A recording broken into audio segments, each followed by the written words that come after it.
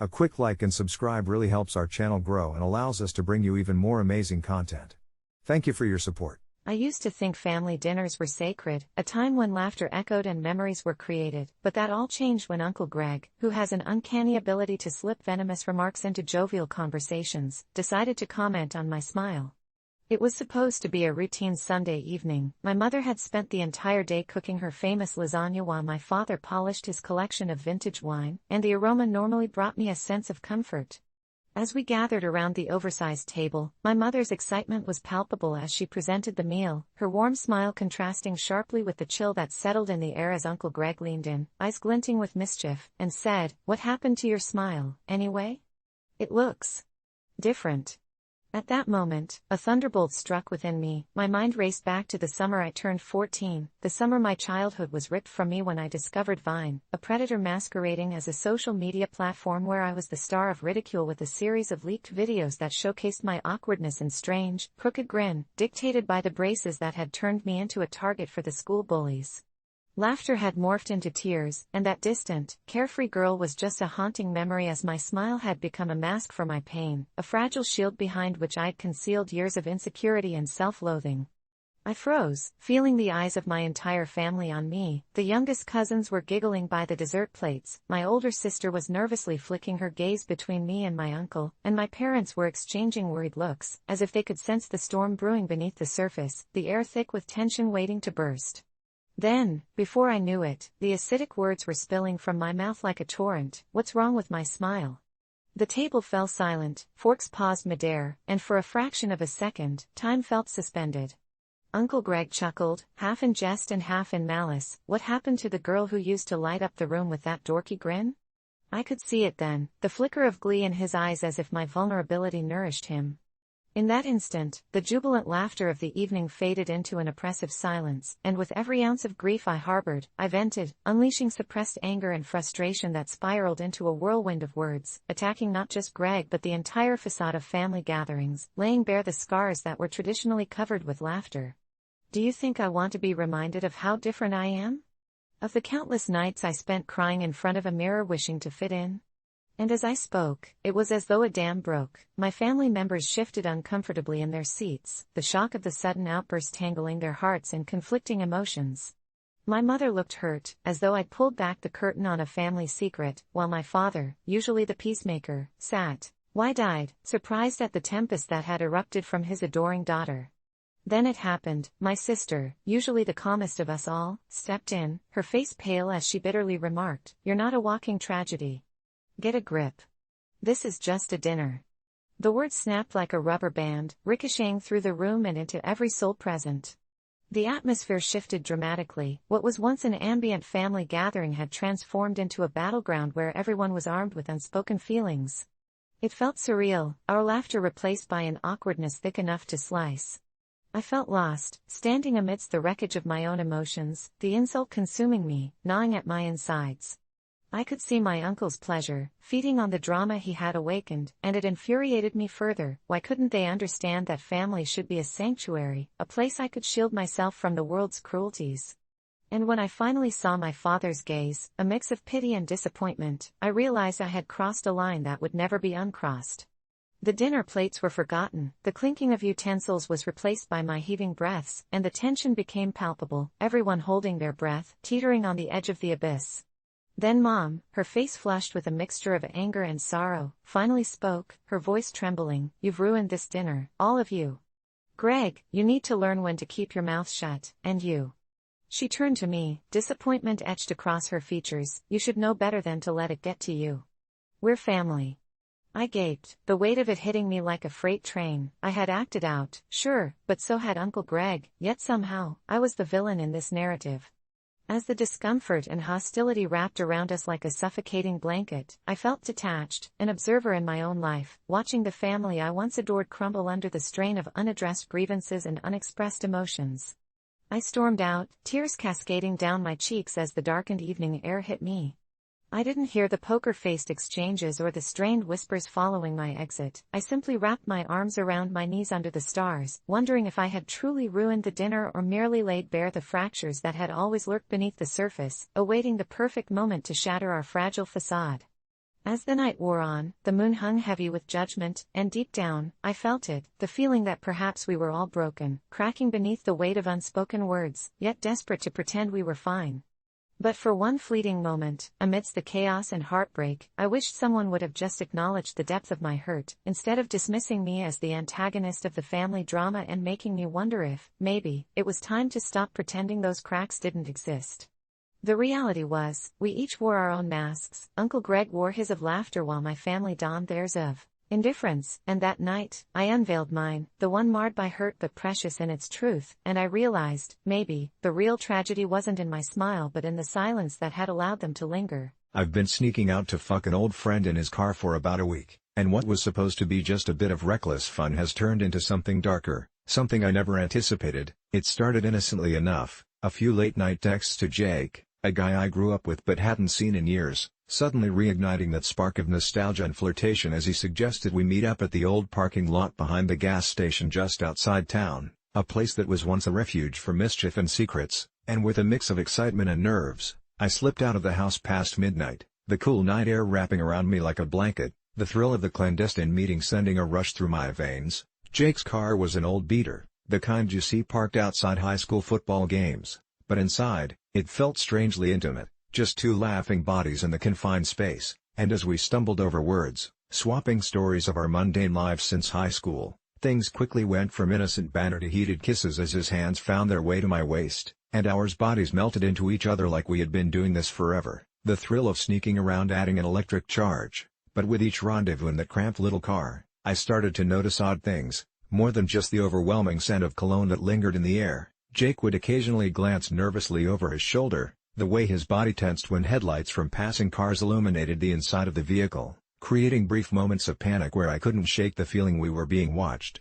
At first, I shrugged it off as paranoia or maybe just the natural anxiety of our secret affair, but then one night, as we were whispering sweet nothings in hushed tones, I caught a glimpse of something in the rearview mirror, a shadow beyond the glimmering glass dance just out of sight, but when I turned around, expecting to see someone lurking, the empty darkness swallowed me whole, leaving only an echo of something chilling in the pit of my stomach. It was unsettling, but the thrill of sneaking around had my mind twisted in knots, and I convinced myself it was merely my imagination. The next few nights passed in an intoxicating blur. Outside the car, the world carried on, but inside, we were creating our own little universe, one filled with laughter and moans, until last night, everything changed when I heard him whispering something just behind my ear, something that didn't feel right, and as I pulled back to look him in the eye, I noticed a flicker of something shameful flash across his face, his gaze shifting to the floor as if terrified of what he might say next. I pressed him, but he only brushed it off, claiming it was just a lingering fear that we'd get caught. But I knew better, there was more behind those eyes, and as we made love, quick and desperate, adrenaline coursing through us, I felt his body tense suddenly, a chill running down his spine, and amidst gasps and moans, I heard the unmistakable sound of static choking through the air, as though someone were tuning into a radio frequency, and I froze, my heart pounding as Jake's head snapped up, eyes wide as he turned, looking out the window, and I followed his gaze just in time to see a figure standing under the flickering streetlight, someone dressed in dark clothing, face concealed by the darkness, but the most unsettling part was how still they stood, never moving, just watching us. My blood ran cold as I edged back from the window, fear creeping into my heart as Jake fumbled for his phone, trying to act like it was nothing. But the way he trembled told me he felt it too, an oppressive presence looming over us, and before I could think clearly, Jake turned the key in the ignition, the engine roaring to life louder than my racing thoughts, and we skidded away from that spot, tires screeching against the pavement. But even as we escaped, I couldn't shake the feeling that whatever we had left behind wasn't going to let us slip away so easily. For a few nights, I convinced myself it was just a fluke, a figment of panic in the heat of the moment. We laughed it off, promising to take more care in our escapades, but the figure in the distance never left my thoughts, and when I tried to bring it up to Jake, he just changed the subject, deflecting with dodges crafted to protect some unspoken truth. So naturally, curiosity got the better of me and drove me to go back to that parking lot alone, that eerie silence wrapping around me like a shroud as I crept toward the old gas station, armed with nothing more than a single flashlight and my own resolve. But as I neared the spot, I felt the unsettling sensation that the dark figure had been waiting for me. My heart thumped louder in my chest, echoing in my ears as I flashed my light around, the beam catching nothing but shadows dancing in the gloom. I called out Jake's name, but my voice only fueled the silence, growing thicker around me, and just when I turned to leave, I felt it, a faint whisper in my ear, colder than the night air. It repeated Jake's name like a ghost longing for solace, and before I could comprehend what was happening, the flashlight flickered and died, plunging me into darkness, and though I could hear my own breaths quickening, I could also hear something else, a low, guttural sound that didn't belong to me or the night, and it slithered through the shadows. Panic surged through me, heart racing. I stumbled back as my fingers brushed against something warm and slick against a cold metal pole, and as I yanked my hand back, I felt the heat of breath against my neck. The sound of an unearthly laughter crawling through the silence. I ran, tripped over something unseen, and it took everything I had not to scream. Somehow I reached my car parked just a distance away, fumbling for the keys as I heard it, the unmistakable sound of footsteps behind me, gaining on me in the dark. I finally managed to unlock the door, diving inside with all the strength I could muster, slamming the door shut and locking it, eyes darting around. I could feel that presence was now right outside my window, shadowy and suffocating, as that chilling laugh echoed again, closer this time, reverberating inside my skull. I turned on the headlights, desperate to peel back the suffocating darkness, but when the beams pierced through the gloom, the figure melted away like fog in the morning sun, leaving behind only the lingering silence and a dread I couldn't shake. Trembling, I sped away from that cursed place, and as I crashed back into the faint glow of streetlights, I realized my relationship with Jake had morphed into something unrecognizable, wrapped in layers of fear and guilt that I wasn't sure I could untangle. And the strangest thing was, when I turned the car onto our old road, my phone lit up, a message from Jake flashing across the screen. It read, "Where are you? I'm waiting for you at the lot. I need you."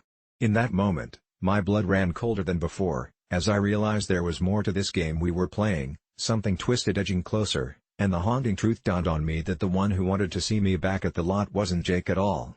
I never thought a simple decision about Christmas morning would spiral into something that felt like a living nightmare, but here we are. My husband and I had always imagined our children waking up to a sea of colorful wrapping paper, their laughter and innocence filling the air like the smell of fresh pine from our tree. So, when my husband's parents were insistent about joining us to watch our kids open their gifts, I hesitated, not because I didn't want them there, but because of the dark, quiet secrets that always seemed to surface whenever I spent time with them. See, my in-laws have this unsettling ability to twist every joyful occasion into an underlying tension, an atmosphere thick enough to cut with a knife. The first Christmas we spent together, they arrived early, their smiles stretched too wide, their eyes too focused on my every move as I tried to set the scene of holiday cheer, and I remember my daughter's joyous squeal being overshadowed by a comment from my mother-in-law about how children shouldn't be spoiled with so much. That experience pushed me to set boundaries, and I was firm this year. I want this to be a special moment just for us, I told my husband, who reluctantly agreed, aware of the strange weight our in-laws carried in our lives, almost like a curse that cast shadows over even the happiest days. But then Christmas morning arrived, and my excitement quickly turned into dread when I saw a text from my mother-in-law at 5 a.m., saying she couldn't wait to see them, her unwavering enthusiasm creeping under my skin like ice. I tried to shake off the unease, but it lingered like a storm cloud as I sipped my coffee, the aroma mingling with the unmistakable scent of impending chaos. I insisted to my husband that the whole family could come over later, after the presents, but he had that look, one of silent defiance, as if stepping into the battlefield to protect what little peace we had left. As the hour approached for the kids to wake, I went into survival mode, meticulously hand-picking the ornaments our daughter had decorated the night before, but the glee in my heart felt hollow. The little ones bounded in, their eyes sparkling brighter than any Christmas light, and I could almost forget the impending doom at my back, that is, until the doorbell rang just when they were about to dive into the pile of gifts. I froze, breath hitching in my throat. My husband shot me a panicked look, and I felt a wave of nausea hit me as I could only imagine who stood on the other side. Sure enough, there they were, my in-laws, faces beaming, clutching bags filled with their own presents, as if it were theirs to share. My body reacted instinctively. I stepped in front of the kids as if I could shield them from this intruding wave, all my intentions to keep Christmas pure unraveling before my eyes. We agreed, I stuttered, my voice barely a whisper but sharp enough for them to hear. We wanted today just for our family. For a brief moment, there was silence, and I could see my father-in-law's smile falter, flickering like a muted TV screen in a dark room, but then my mother-in-law's expression twisted, and it made me physically recoil. "Sweetheart," she said in that deceptively soft tone that made my skin crawl, "you don't want to spoil the holiday spirit, do you?" My husband stepped up to diffuse the tension, but a knot tightened in the pit of my stomach, and before I knew it, I was leading the children upstairs, almost dragging them from the scene that morphed into an argument between my husband and his parents, a battle of wills that would shatter the already fragile thread of our Christmas. I tucked the kids under my arms like precious jewels, whispering to them that everything would be okay, but their wide eyes mirrored the confusion I felt too. I could almost hear my own heart pounding above the muffled shouts from downstairs, like a metronome marking the passage of time, and despite knowing we were safe up there, I couldn't shake the feeling that something malevolent was brewing just out of sight. When I heard silence settle like dust in the aftermath of their words, I finally ventured down the hallway, only to witness the scene of my husband sitting on the couch, face pale, looking utterly broken as his parents stood above him, faces still twisted with that disconcerting blend of disappointment and determination to claim their power. "I can't believe you'd deny your children this happiness," my mother-in-law hissed. My mind spiraled, torn between wanting to run back upstairs and wanting to protect my husband from this mental assault, but when I stepped into the room, all eyes turned to me, and I instantly regretted it. "Look what you're doing to him," I shouted before thinking, and my voice echoed like a bell in a deserted abbey, cutting their glares into shards that sliced at the very fabric of our family.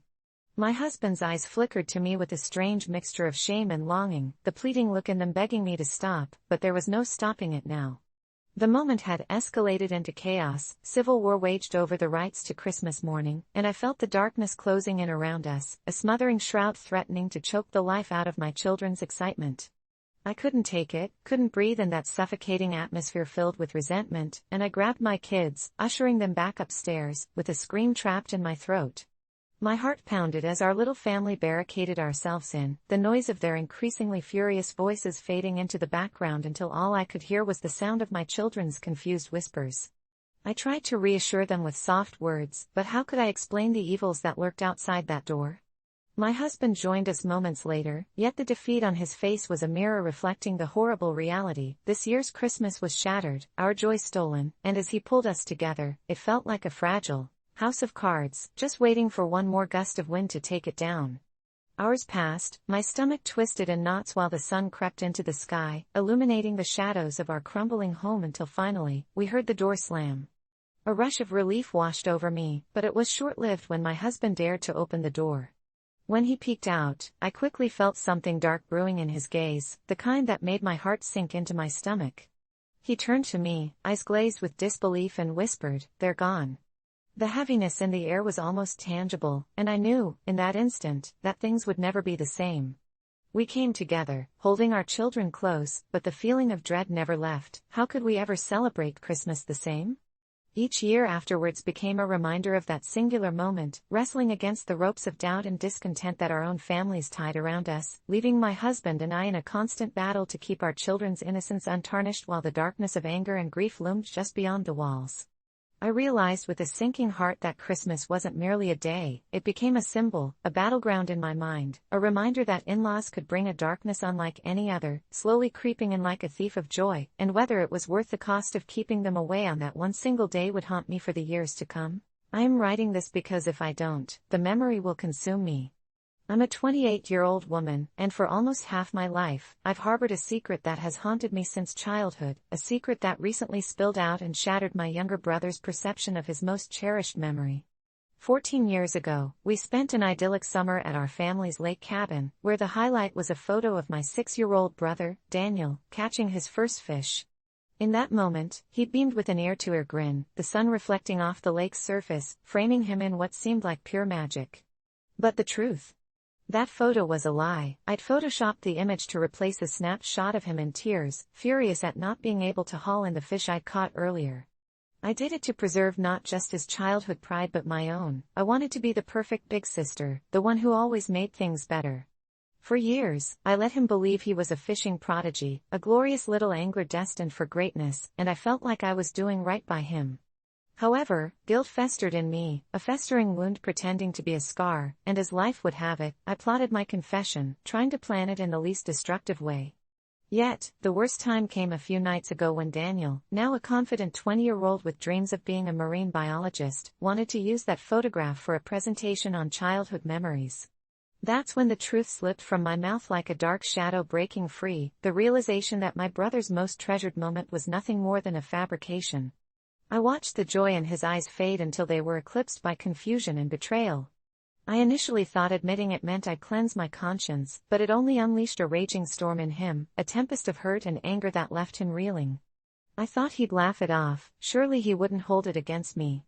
But as I witnessed disbelief morphing slowly into hurt, it dawned on me that I had stripped him of a part of his innocence, weaponized what was supposed to be a simple memory, turning it into a cruel joke that twisted his childhood in ways I never anticipated. "Why would you do that?" he demanded, his voice barely cracking but laced with a boiling fury that felt alien yet terrifyingly real. "It was my moment. You took that from me, and for what? A stupid story?"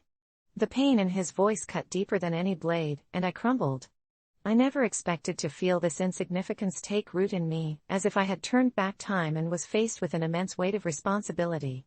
I tried to explain my motives, how I thought I was protecting him, yet my words felt hollow against the backdrop of his devastated expression. That night, he walked out, leaving me alone in that cabin, its walls suddenly closing in on me, each of our shared memories mocking me with their cheerful nostalgia while I was engulfed in darkness. I spent the following hours replays in my mind. What if I'd told him earlier? What if I'd let him have those painful moments? I kept him safe, but I kept him small, shrunk him into this tiny box of falsehoods, and now he wouldn't speak to me. I tossed and turned until dawn, visions of my brother's face swirling, the hurt, confusion, and disgust straining and pulling within me. As I watched the first light of morning creep through the curtains, I made a decision. I needed to do more than just apologize. I needed to show him the truth behind the photo, the real memories, the harshness of life that accompanied growing up. That's when I turned to the internet, diving into every forum, every advice column I could find on how to mend the rifts in family dynamics, how to deal with guilt when it's intertwined with love. It was then that I stumbled onto something strange, a post titled "Twisted Memories, What Would You Do?" The comments flooded my vision, ranging from empathy to outright hostility. It was as if the world had taken their collective traumas and laid them bare for the sake of my enlightenment. Each tale was unique yet framed by a common theme, the struggle of truth versus illusion. Among them, a single comment stood out, a user claiming to have once erased a sibling's memory too. She wrote of a photograph that had twisted a sibling's childhood with dark magic. At first, it seemed absurd, but the more I read, the more I felt a chill creeping down my spine. The user shared that after years of sharing fabricated stories, the guilt manifested as something more sinister. She claimed that reality had warped around her lie, that she began to see glimpses of future memories that became nightmares, shadows that crawled into existence, feeding off the deception. As I read the comment, my heart started to race. I didn't want to spiral, but how could I ignore the uncanny parallels to my life? I decided that if Daniel wouldn't come back to me, I needed to find my own path through the chaos of guilt. I returned to the cabin, armed with the intent to face this truth head-on, and there I felt the weight of those walls close in on me once again, my own memories whispering doubts and fears.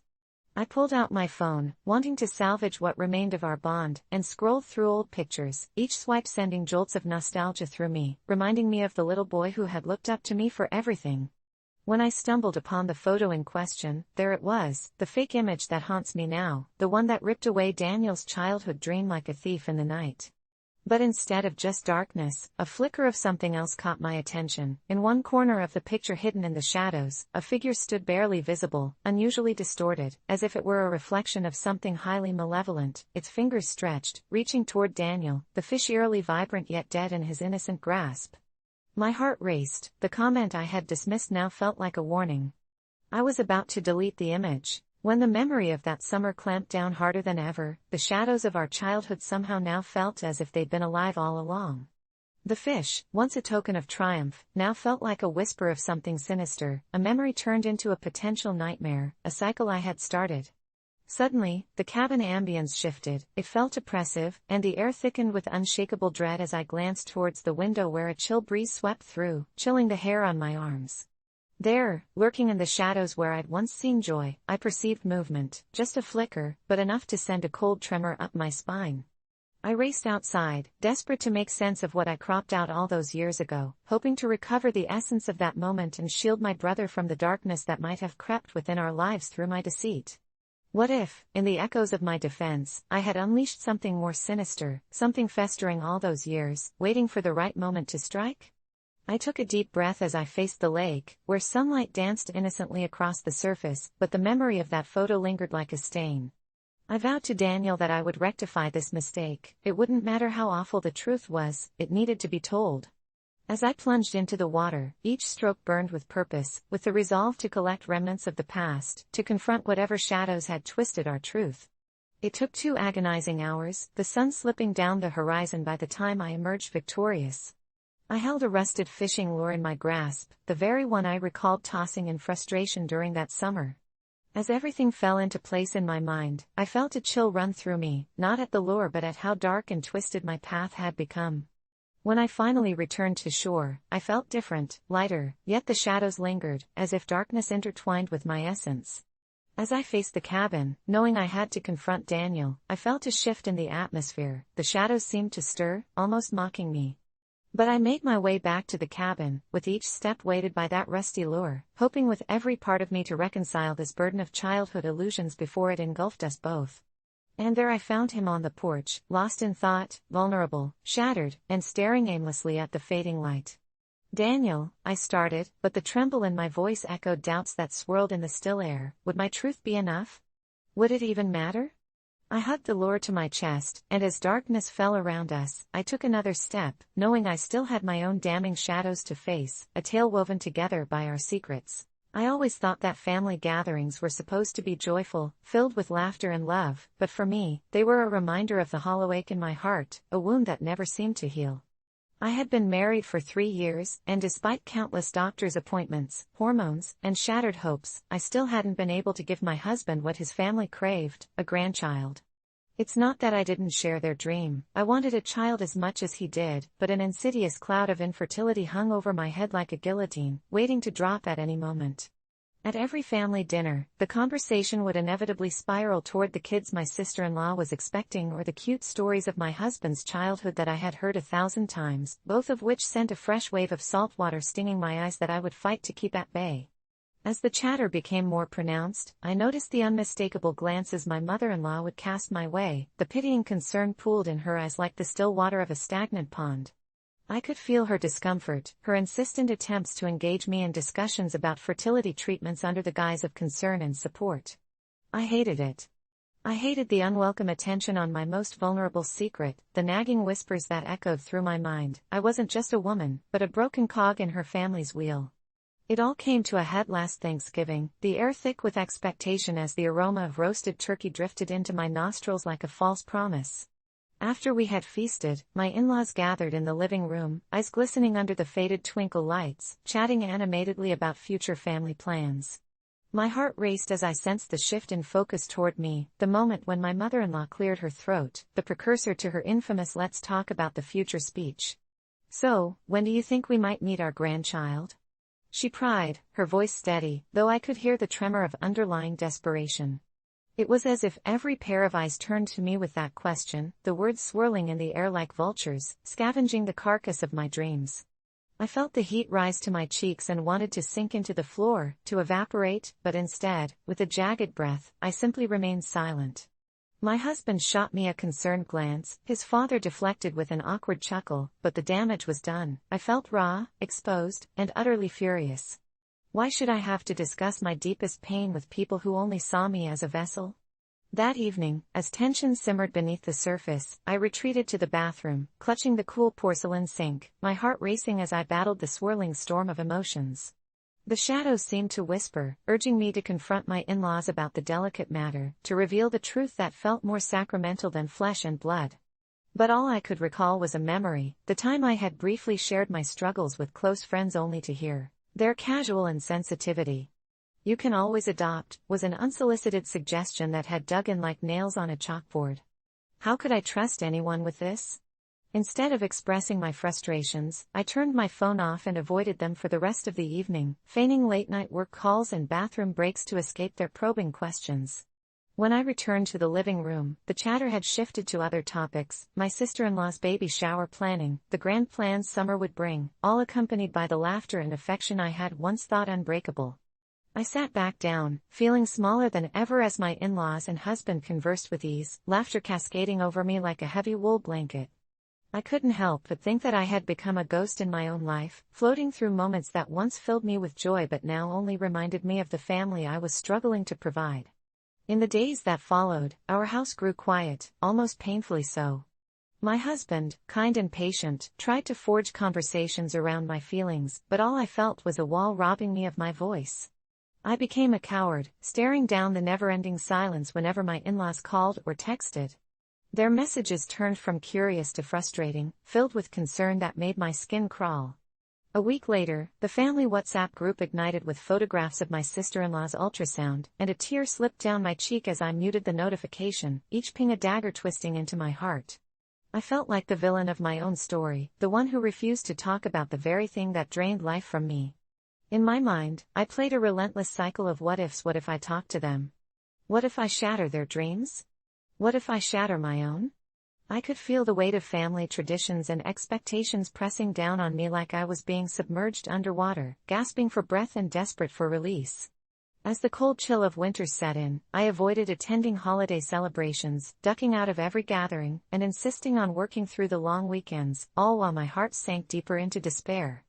Then came the shocking twist.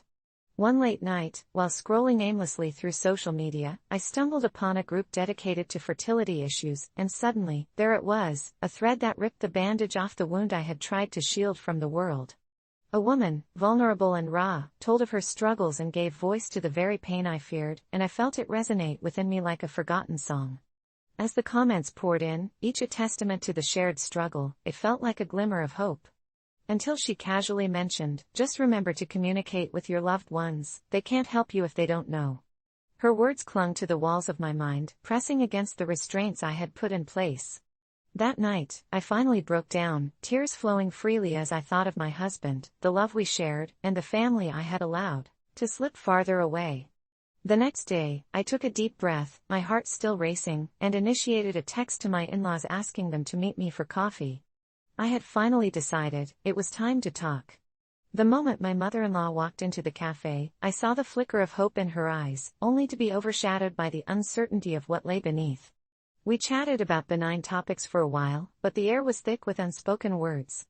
As the steam from our drinks rose like ephemeral ghosts, I finally opened my mouth, feeling the weight of every word crash down around us like waves against the shore. I spoke of my struggles, the heartache, and the silence that had become my wall. They listened in silence, and in those moments, when the truth laid bare between us, I felt the temperature drop, an awkward pause settling like dust after a storm. To my surprise, after a few beats of silence, my mother-in-law reached across the table, her hand clutching mine, offering more than just sympathy, it was the promise of understanding. I finally began to heal, slowly but surely, yet the path wasn't easy. Some days, I faltered, the weight of expectations still looming over me, but I knew that mothering would come in many forms, perhaps not the expected route, but one that was uniquely mine. As time progressed, I became part of those family conversations, advocating for my own journey to expand our family, while embracing the unexpected joys that awaited us, understanding that familial love is resilient and can be found even in the spaces of discomfort and raw honesty. Sharing my story didn't only help my in-laws understand the pain I carried, it liberated me from its grip, transforming the way we could interact with one another. I wouldn't be the perfect daughter-in-law or the perfect mother, but I would be something far richer, an authentic member of a family that, in its messy, imperfect beauty, could truly embrace one another for who we are. Even after all the pain, I found myself craving those family gatherings, looking forward to laughter, to the inevitable questions, but also knowing that this time, I'd be able to talk about the dreams that had once felt so out of reach. So, AITA for refusing to talk to my in-laws? No, I realized, I was just human, and sometimes it takes a little courage to find the voice that lays dormant within. Last summer, my 6-year-old son Max came rushing into the living room, frame brimming with the triumphant energy only a child committed to an idea can muster, announcing he'd decided to get a pet snake, a decision I met with equal parts dread and challenge. Rewind a week, and I had let him watch a documentary about reptiles, telling him all the wonderful things about them, how they're silent, mysterious, and perfectly contained. It seemed harmless at the time until Max's fixation intensified, drowning out everything else until it became a daily ritual. He'd research snakes for hours, holding on to facts about their eating habits and habitat. Their sinister, hypnotic movements made him dream of becoming a snake whisperer. I was the one holding the reins on reality. Snakes create nightmares, don't they? We live in a suburb spattered with kids, and most of them had puppies and kittens. I couldn't imagine the looks I'd get from the other parents if they sporadically encountered my boy frolicking with a long, scaled creature in the yard, or worse, if it escaped into the neighborhood. Thus, I decided to inject some realism into this fantasy. I called a local reptile rescue and arranged a visit. The day arrived, easing my nervousness as I drove to the small facility where scaly creatures sat in enclosure after enclosure, murmuring secrets of the wild. My heart raced with a mix of excitement and dread, half expecting a Houdini snake to leap from its cage and fly for freedom. But upon entering, Max's eyes reflected nothing but awe. He glided from tank to tank, glued to the glass, scarcely breathing, while I stood off to the side, dread building like a storm cloud. Then it happened. He spotted a black mamba. The staff warned us, they weren't kidding, and it was terrifyingly beautiful, its sleek body glistening in the fluorescent light, an almost hypnotizing sight as it flickered its tongue in and out, tasting the air. One of the workers, noting Max's fascination, leaned in with a guarded seriousness. You know, they are deadly, right? I could sense Max's excitement inching toward horror, but instead of pulling him away, I decided to reinforce reality. See, Max? This is what I mean about snakes. They can seem mesmerizing, but they're also dangerous. No one should have one in the house unless they really know what they're doing. His sparkle dimmed, brows knitted together in confusion and disappointment. So we can't have one, Dad? My heart seared at the thought, and unable to meet his determined gaze, I replied, absolutely not. Just then, he turned on his heel, storming out of the room, the pent-up resolve of a child shattered with a single blow, and I thought maybe I had overdone it, but I nursed the belief that I did it for his safety, though a creeping guilt began to take root. We arrived home, and the atmosphere shifted, the air felt static, and I saw Max's face harden into a stubborn expression that told me this wasn't over yet. Days turned into a battlefield of tears and tantrums, him pleading for even a small, harmless snake, swearing he would care for it himself if I'd just let it happen. Don't you trust me? He'd yell, and my heart splintered as I struggled against an invisible wall growing ever higher. Then came the day that broke me. I remember barely holding together my nerves when Max burst into the kitchen wielding a crumpled sheet of paper he'd drawn upon. This is me, he shouted, presenting a crude, bright crayon drawing that depicted him with a snake coiling around his tiny waist, a face devoid of fear, its smile matching his own. I felt the blood drain from my face. It wasn't just art, it was his way of coping, of becoming the snake charmer he thought he could be, and suddenly, in the moment of false triumph, the room felt too small. My breath caught as I realized how desperately he wanted to connect, turning a simple pet into a bridge to something bigger. Mom and I have talked about it. Just trust me, Dad, I'll be gentle, he insisted, but I was rigid, turning his innocent plea into a fortress of rejection. Max, it doesn't matter. I won't let you get hurt, I snapped, and there it was, the crushing realization hit me. In protecting him, I was breaking him, and the tears rolled down his cheeks, the paper falling like a forgotten dream as he staggered back. It rumbled, guilt rolled in waves through my head as I saw him flee, a small silhouette against bright walls, and seconds later, I heard the door slam behind him. I found him curled up in the corner of his room, sobbing softly into his pillow, and at that moment, every rationalization melted away. I wanted to apologize but felt locked in, trapped by my decision and the fear of looming judgment from everyone around me, including myself. We are parents, aren't we? We bear the weight of our children's pain and dreams, but I couldn't shake that feeling. I went to give him a hug, but he recoiled, wiped his face angrily, and spat, "Just leave me alone.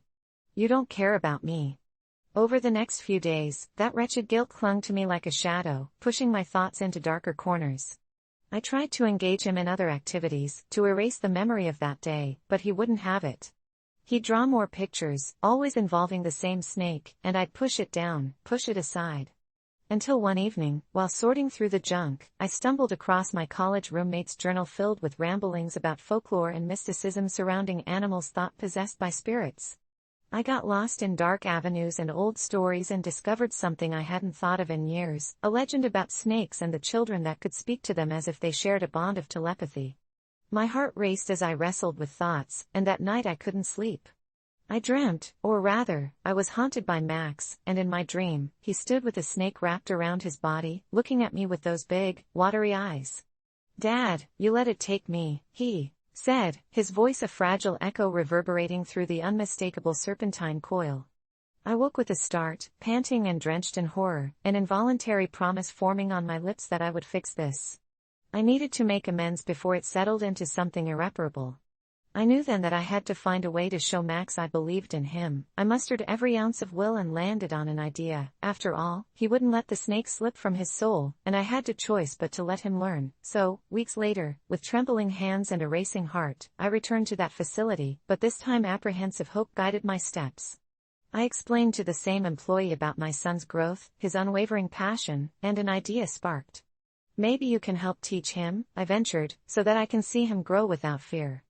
And I swear, the generous smile from the employee felt like a key. Maybe this wouldn't destroy my child but nurture a fierce respect instead. That weekend, I set everything up, asking Max to join me at the facility to unveil my decision. When I saw him, the wall of anger dissipated, and I whispered, "I found out we're getting you lessons with a trainer," and for a moment, pure astonishment lit up his face. The floodgates burst open as he threw his arms around me, sobbing with gratitude, releasing so much pent-up tension and fear. It felt like heavy weights slipping off my chest, and for the first time, we were back to where we belonged. But then came the creaking feeling of dread. A small, yet haunting voice within reminded me of how close it had come to breaking, and as Max reported how excited he was to learn proper handling, I imagined how close we'd been to losing everything. In the weeks that followed, I often observed Max in the lessons, seeing him step into an understanding that wasn't dictated by fear but by love and respect for the creatures that might seem unimaginable to parents like me. Yet, unease lurked in the air. That gnawing feeling grew as though the snake knew secrets we weren't privy to, and one night as I tucked Max into bed, I caught a glimpse of his crayon drawing sitting atop the bedside table, the snake at its center, smiling, almost sentient as if it held power over our world. A chill coiled around my spine as if it was vital to something far greater than us, and as I left his room, I couldn't help but wonder if there was truth behind the idea that some bonds, like love for those serpents, could also hold dangerous potential. I had always considered myself a nice guy, one of those gentle souls who believes in the notion that kindness will eventually be rewarded. I was the one who listened to friends' problems but never shared my own, the guy who helped old ladies cross the street and bought coffee for strangers. I thought these small acts of goodness would somehow attract love, but instead, I became a target for ridicule. The change began when Sarah came into my life.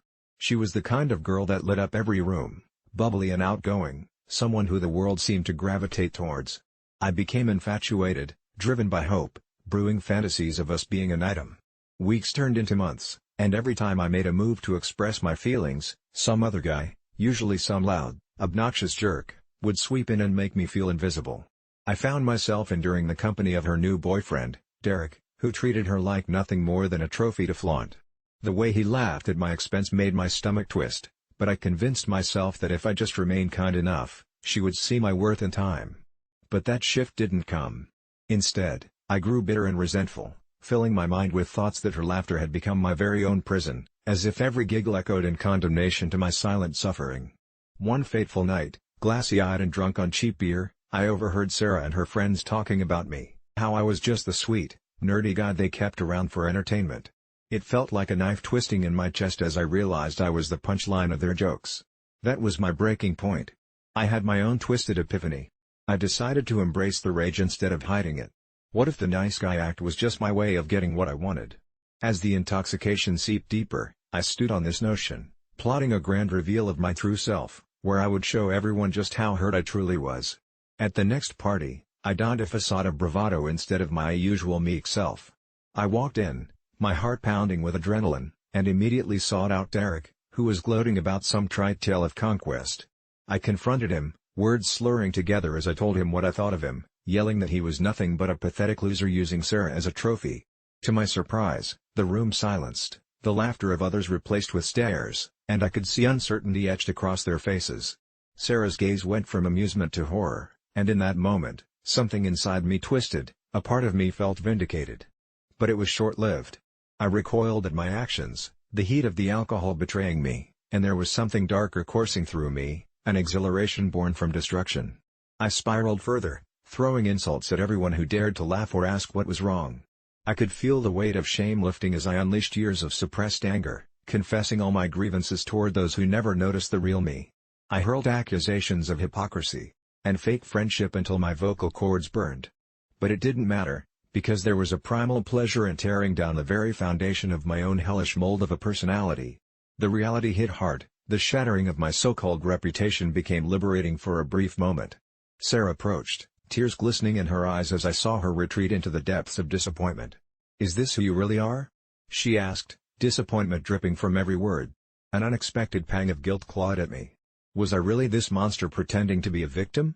As her words hung in the air, I felt the collective breath of the room hold, an audience witnessing what I had become, an unraveled facade. Just as I prepared to apologize, my sanity faded, drowned out by my bitter thoughts, drowning in the realization that I had burned every bridge. Then, I went home, alone, my mind racing with regret and shame. What I had achieved was not the validation I so desperately sought, but rather the uncontrollable manipulation of my own psyche, the birth of a stranger that I had unleashed. From that moment on, I would see their faces pop up on social media, living their lives, laughing, and I would be lying in bed, haunted by the delusion that my outburst was somehow justified. Months passed, and Sarah became nothing more than an echo of a memory, a reminder of the person I couldn't be. My friends faded away, retreating into their own lives, while I was trapped inside a shell. I became a ghost in my own life, haunted by what I had done, each day feeling like I was losing a piece of my soul. I longed for connection, yet wore my shame like a shroud, isolating myself even more. And still, I replayed that night, not with the theatrics of the bravado I had donned, but with the unbearable weight of the regret that would follow me like a shadow. I lost the chance of being anything more than the nice guy, reduced to nothing but a cautionary tale. The truth is, when I had my meltdown, I abandoned kindness and let the bitterness consume me whole, showing me the depths of what lurks inside when we allow anger to eclipse reason. To this day, it's a weight I carry, every facet of my identity reshaped, a constant reminder that within a moment of fury lies the power to destroy everything we think we can control. I should probably start by mentioning that my mom had always been a force of nature, a woman whose opinions could make or break the day. I used to look up to her, wanting to wear the same stylish clothes and have the same kind of confidence she exuded, but that changed after last year's family gathering when she casually mentioned I had gained weight over the winter. It wasn't said in a cruel way, but rather in her blunt, unyielding tone that left me reeling. At first, I thought about shrugging it off. After all, taste buds can drive the unwary to indulgence, but as weeks passed, I found myself trapping echoes of her words in the corners of my mind. Fast forward a few months later, we were preparing for my sister's wedding, a grand event that would showcase every family member and friend dressed to the nines. When my mom and I went dress shopping, I could feel anticipation buzzing in my veins, but it was bittersweet. Each dress was lovely, but as the sunlight grazed the mirror, it caught the fickle shadows of self-doubt, and every tug of fabric was accompanied by her scrutinizing gaze. Then came the moment I feared. She picked a stunning red dress and held it out like a trophy, but when I emerged from the dressing room, her reaction was not what I hoped for. "You know, honey, I think something a bit looser would suit you better," she said casually, her thin smile carrying an insidious weight. The words hung over me like a cloud threatening rain, and suddenly, all the mannequins seemed to close in around me, like they were whispering to each other. I felt the heat of shame creep through my cheeks, but something snapped. The soft, timid girl she had raised faded into the background as indignation bloomed. I stood there, heart pounding, and said, "AITA for telling Mom I will buy my own dress after she called me fat?" She blinked as if I had just thrown a glass of cold water in her face, and a shaky silence enveloped us. I turned my back, slipping back into the dressing room, and suddenly the chaos outside felt muffled, almost unreal. I wanted to scream, to cry, but instead, I felt a wave of empowerment wash over me. Why did I care what she thought? I rifled through the cheap dresses on the rack. The gaudy sequins and tearing seams felt welcoming in their imperfection.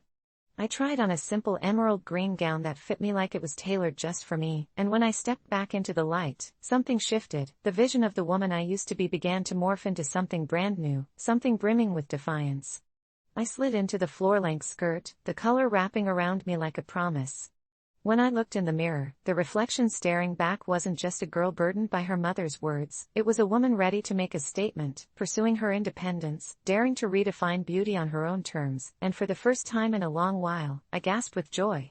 I finally came to realize my worth was not tethered to the fabric my mother handed me, and as I walked back, the emerald dress swaying with each step, I could see the shift in her expression. Her eyes widened, a hint of surprise dancing in the corner of her mouth.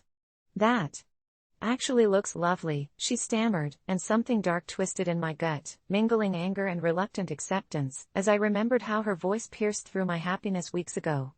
I shook my head, still feeling the rush of courage from leaving her disapproval behind as I answered, "Thanks, but I've decided I'll get my own dress for the wedding." The silence, thick and uncomfortable, tangled in the air between us as I could feel the tension coil tighter, her eyes flaring momentarily with disbelief before rolling into disappointment. She sighed heavily, as if the weight of disappointment in me bore down, and while I once sought her approval, this rejection tasted different. It felt like freedom. I floated to the store entrance, my heart racing but my mind clearer than it had been in weeks, and when I bought the dress on my own terms, I felt like I was taking a bold step into the future instead of shying away from past shadows. Yet in the days leading up to the wedding, I could feel her gaze lingering, a cold prickling on my back as if she were waiting for the right moment to unleash her disappointment, and I braced myself as those wedding bells chimed. When the day finally came, I felt invincible as I pulled that emerald dress over my body, my reflection glowing with defiance. I triumphed through the crowd, my dad beaming with pride, yet behind me, I could sense my mom's silence. That characteristic sharpness in her smirk was nowhere to be found. As the vows exchanged resonated before us, I couldn't shake the feeling that somewhere deep down, spite lingered in that corner of her heart. Maybe she thought I'd regret standing up for myself, but as I took in the twinkling lights and the wild laughter around me, I knew I wouldn't take that confidence back for anything. The reception was euphoric until, just before it crescendoed, I caught my mother's eyes across the room. She approached, and the air thickened as tension crackled between us. "You really should have let me help you pick something more flattering," she murmured, a thin smile resting on her face but a storm brewing in her expression. My heart raced, and for a moment, I felt the girl I used to be creeping back, whispering to shrink under her disdain, but I wasn't having it. Channeling everything I felt the moment I decided to reclaim my story, I stated firmly, "No, Mom. This is who I am, and if you can't support me, then maybe I was right to buy my own dress after all." She hesitated, an army of emotions flashing through her eyes, and in that moment, I saw both loss and fear mingling with something close to admiration. As the music filled the room and laughter broke around us, I felt the sharp edges of my insecurities dulling, transforming into an armor I never knew I needed. We could stand in the tension of our differences, or I could embrace the freedom that came with walking away from the need for her approval. I walked away from her then, joining my friends who were twirling joyfully under the fairy lights, a smile bursting anew as I danced beneath the stars, and while I could still feel her distant gaze, it didn't pierce through my newfound strength. It simply faded into the background, a reminder that sometimes, to find yourself, you must sever the chains holding you to hurtful expectations, and in that moment, I wasn't just wearing an emerald dress, I was wearing the knowledge that I was enough, just as I am. I'll never forget the day I realized that time was money, and if they were going to waste mine at gas stations, I'd find a way to waste theirs right back. It started on a particularly exhausting road trip, the kind where the land stretches out endlessly, and the monotony of the highway becomes a form of torture, driving you into the tenderness of ennui. I pulled into a dilapidated gas station on the outskirts of nowhere, the neon sign buzzing like a disgruntled wasp as it flickered dimly in the dusky twilight. As I stepped inside, I felt an unsettling silence envelop me, broken only by the whir of ancient refrigerators and the distant sound of a radio playing an indecipherable tune. I stood in line behind a woman counting out pennies, her fingers trembling with the weight of each slow-moving coin, and just as impatience surged within me, the clerk, an unblinking man with soulless eyes, proceeded to engage in a lengthy conversation about the local high school's football team as if no one was waiting. At that moment, it became painfully clear, my time was being squandered for their trivialities, and I felt a surge of defiance wash over me. I decided then and there that if these gas station vampires were going to drain my time, I'd bite back and drain them of their precious dollars, starting with a harmless prank that turned unexpectedly sinister. I calmly bought a pack of gum, which he wrapped in a plastic bag like it was a rare artifact. It only cost me $1, but as I strolled back out to my car, I noticed the old pump seemingly malfunctioning, pendulum swinging, gears clicking menacingly, An invitation I could hardly refuse. I decided to fill up with the premium fuel that the station overcharged for, which I honestly didn't need. As the nozzle clicked and hissed, I switched the pump to billion-dollar lottery ticket mode, the one that slowly releases premium pricing while I nursed the idea that this station might rue the day they held me hostage. After all, time is money, and why not shift some of that burden back to them? It was a small act of vengeance, but it felt momentous. Pulling away, I glanced back at the darkening gas station bathed in the sickly light of its buzzing neon sign, a small smile on my face. I began to indulge in the thrill of sabotage whenever gas stations tested my patience. I'd rush in during seemingly busy hours, throwing fake phone calls and pretending to be confused about what I needed, holding up lines just enough to infuriate the clerks. I'd buy things just to return them moments later for no reason at all, relishing in the crescendo of frustration I created. Each moment stretched and each penny wasted reinforced my resolve.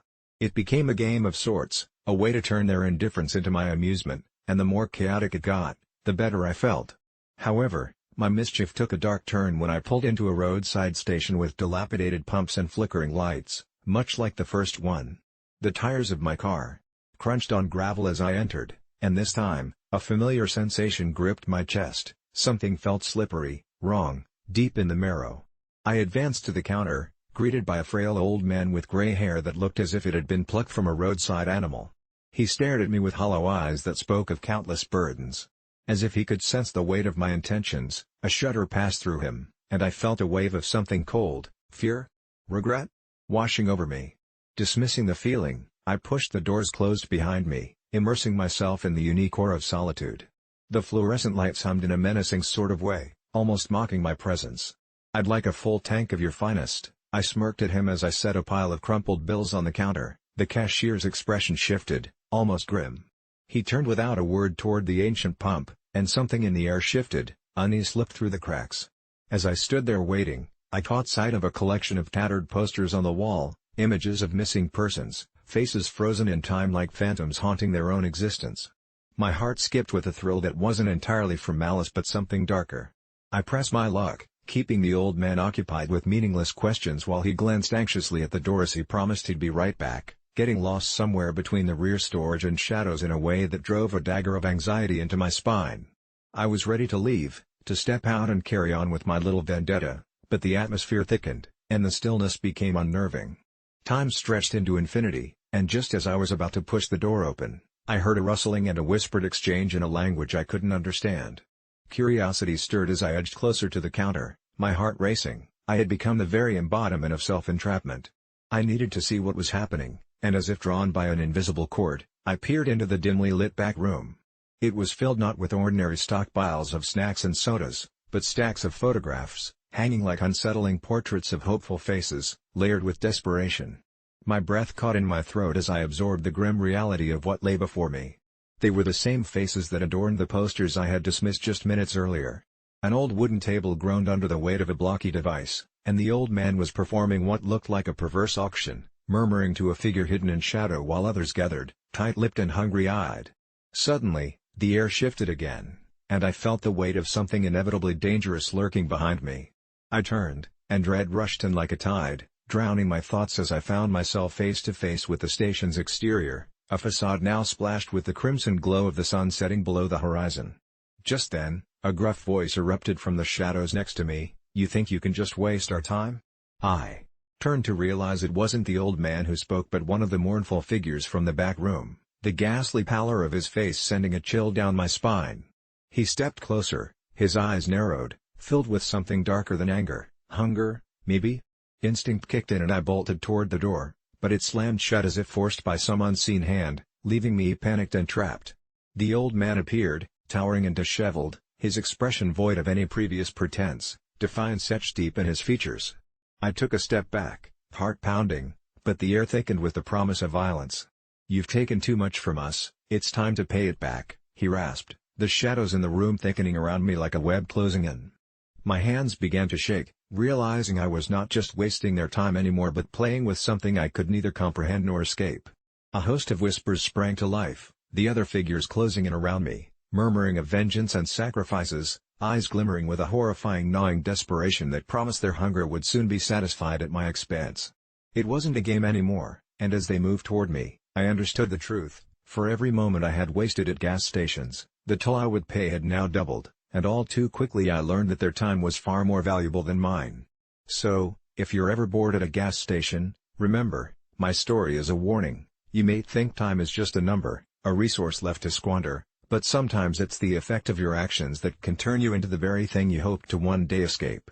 And there, in the dim light of that cursed gas station, I became just another face to add to their collection. A soul lost in the shadows of my own recklessness, a grim reminder of how vengeance sometimes spirals into a pit that consumes its creator whole. AITA for not inviting my nephew on vacation? It started as a simple family trip to a cabin in the woods, a chance for my kids to unwind before school started again, but everything changed when my sister's son, Jamie, was mentioned. I hadn't seen him in a while. His mother, Sarah, had become reclusive since her divorce, her walls tightening around her like a fortress. The last time we were together, Jamie was a sweet, albeit awkward, 12-year-old. You'd think his 16th birthday would have matured him, but he felt different somehow, more distant and brooding. Sarah texted me a week before we left, pleading me to take him. He needs family, she wrote, her words laced with desperation.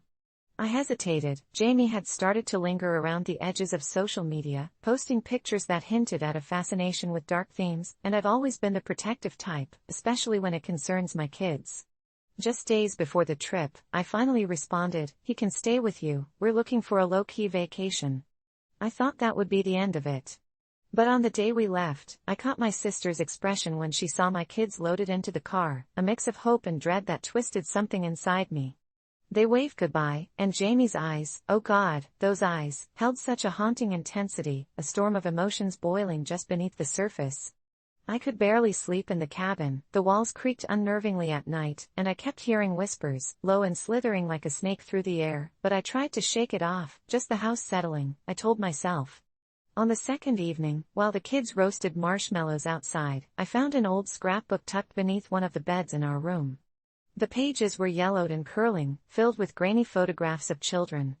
I flipped through and my stomach dropped at the sight. Jamie was in some of them, looking eerily out of place, and the other kids, they looked off, like something dark was seeping from their smiles, their eyes too hollow. My headache worsened, shadows seemed to twist into figures in the periphery, and I could have sworn I heard breathing whenever I turned my back.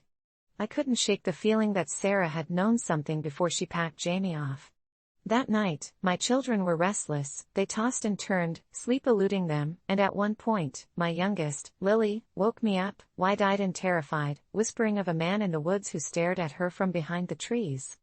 I brushed it off, thinking it was just an imagination lit by the flickering firelight, but I couldn't help but feel an ominous presence lurking beyond our campfire. The following day, I decided to take a hike with the kids to dispel the uneasy feeling hanging over us. As we wandered deeper into the woods, I noticed a tree carved with strange symbols, things that twisted my stomach and made my heart race, symbols that hinted at something ritualistic, dark. Lily, transfixed, wanted to touch the bark, but I pulled her away just in time, the feeling of dread coiling tighter around my mind. That evening, the message came through. Sarah was frantic, texting me nonstop, telling me Jamie had gone missing. My heart dropped, panic crashing over me. I quickly attempted to reassure her. Of course we hadn't invited him to the trip, but I couldn't shake the feeling that I was more involved in the panic than I realized. Something whispered that we were wrong to leave him behind. The next few days blurred, another night passed, and I heard scratching at the walls, voices calling to me and childlike laughter, and when I stepped outside, I was hit by an unbearable chill. The woods felt alive, breathing, twisting in ways nature shouldn't, a cacophony of whispers beckoning me, saying come play with us. On the fourth day, the atmosphere shifted entirely.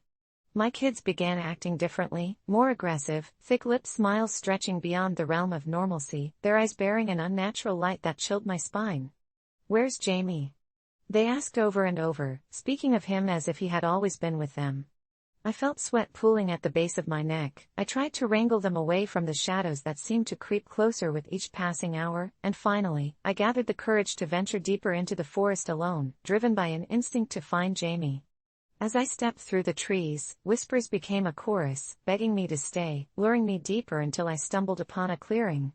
There, in the center, was a figure dressed in dark clothes, a silhouette of Jamie, but he looked older, almost feral, eyes shrouded in shadow, the edge of his smile vivid against hollow cheeks. My breath hitched as he turned, revealing teeth sharp as knives and an unnatural grin far too wide for his face. "I've been waiting for you," he hissed, his voice crawling beneath my skin, splintering the quiet like thunder. The shadows danced around him, and as they flickered, I felt a wrenching pull inside of me, and as if the woods had conspired, my kids burst into the clearing, eyes glowing, voices harmonizing with Jamie's as they called me to join them. Then came the sound, like a collective heartbeat, an echo of every kid that ever disappeared in those woods. I turned to run, but the shadows wrapped around my legs, their laughter curling around me, pulling me into their realm. And just as I felt myself slipping into the abyss, a sudden thought shattered through the haze: AITA for not inviting my nephew on vacation. As that realization hit, this strange bond washed over me. I knew that in denying his invited presence, I had awakened something that should have remained dormant. I stumbled back, gasping, pushing against the tangible dark that swirled around me until I finally broke free, tumbling back toward the safety of our cabin, heart racing, mind screaming. I shut the door, locking it tight, a desperate barricade against the voices. I ordered my children to get their things. We're leaving. I didn't care what they thought. I glanced back at the woods, Jamie standing at the edge, a devilish allure flickering in his darkened figure, and as we drove away, I couldn't help but feel his gaze burning into my back, burning with the knowledge that every year my sister kept him from us, every vacation we had without him, every time we let the shadows whisper, I was sealing not just my fate, but his legacy, a legacy rising from the depths of the forest where children disappear without a trace, where families fall captive, and in that darkness, a voice would always echo, a question reverberating in the silence. AITA for not inviting my nephew on vacation. I never thought I'd find myself sitting in my car, engine idling, staring at the darkened windows of St. Mary's Rehabilitation Center, a place where broken souls go to piece themselves together. Yet little did I know that the ugly truth about what happened there was something I couldn't even confess to my therapist.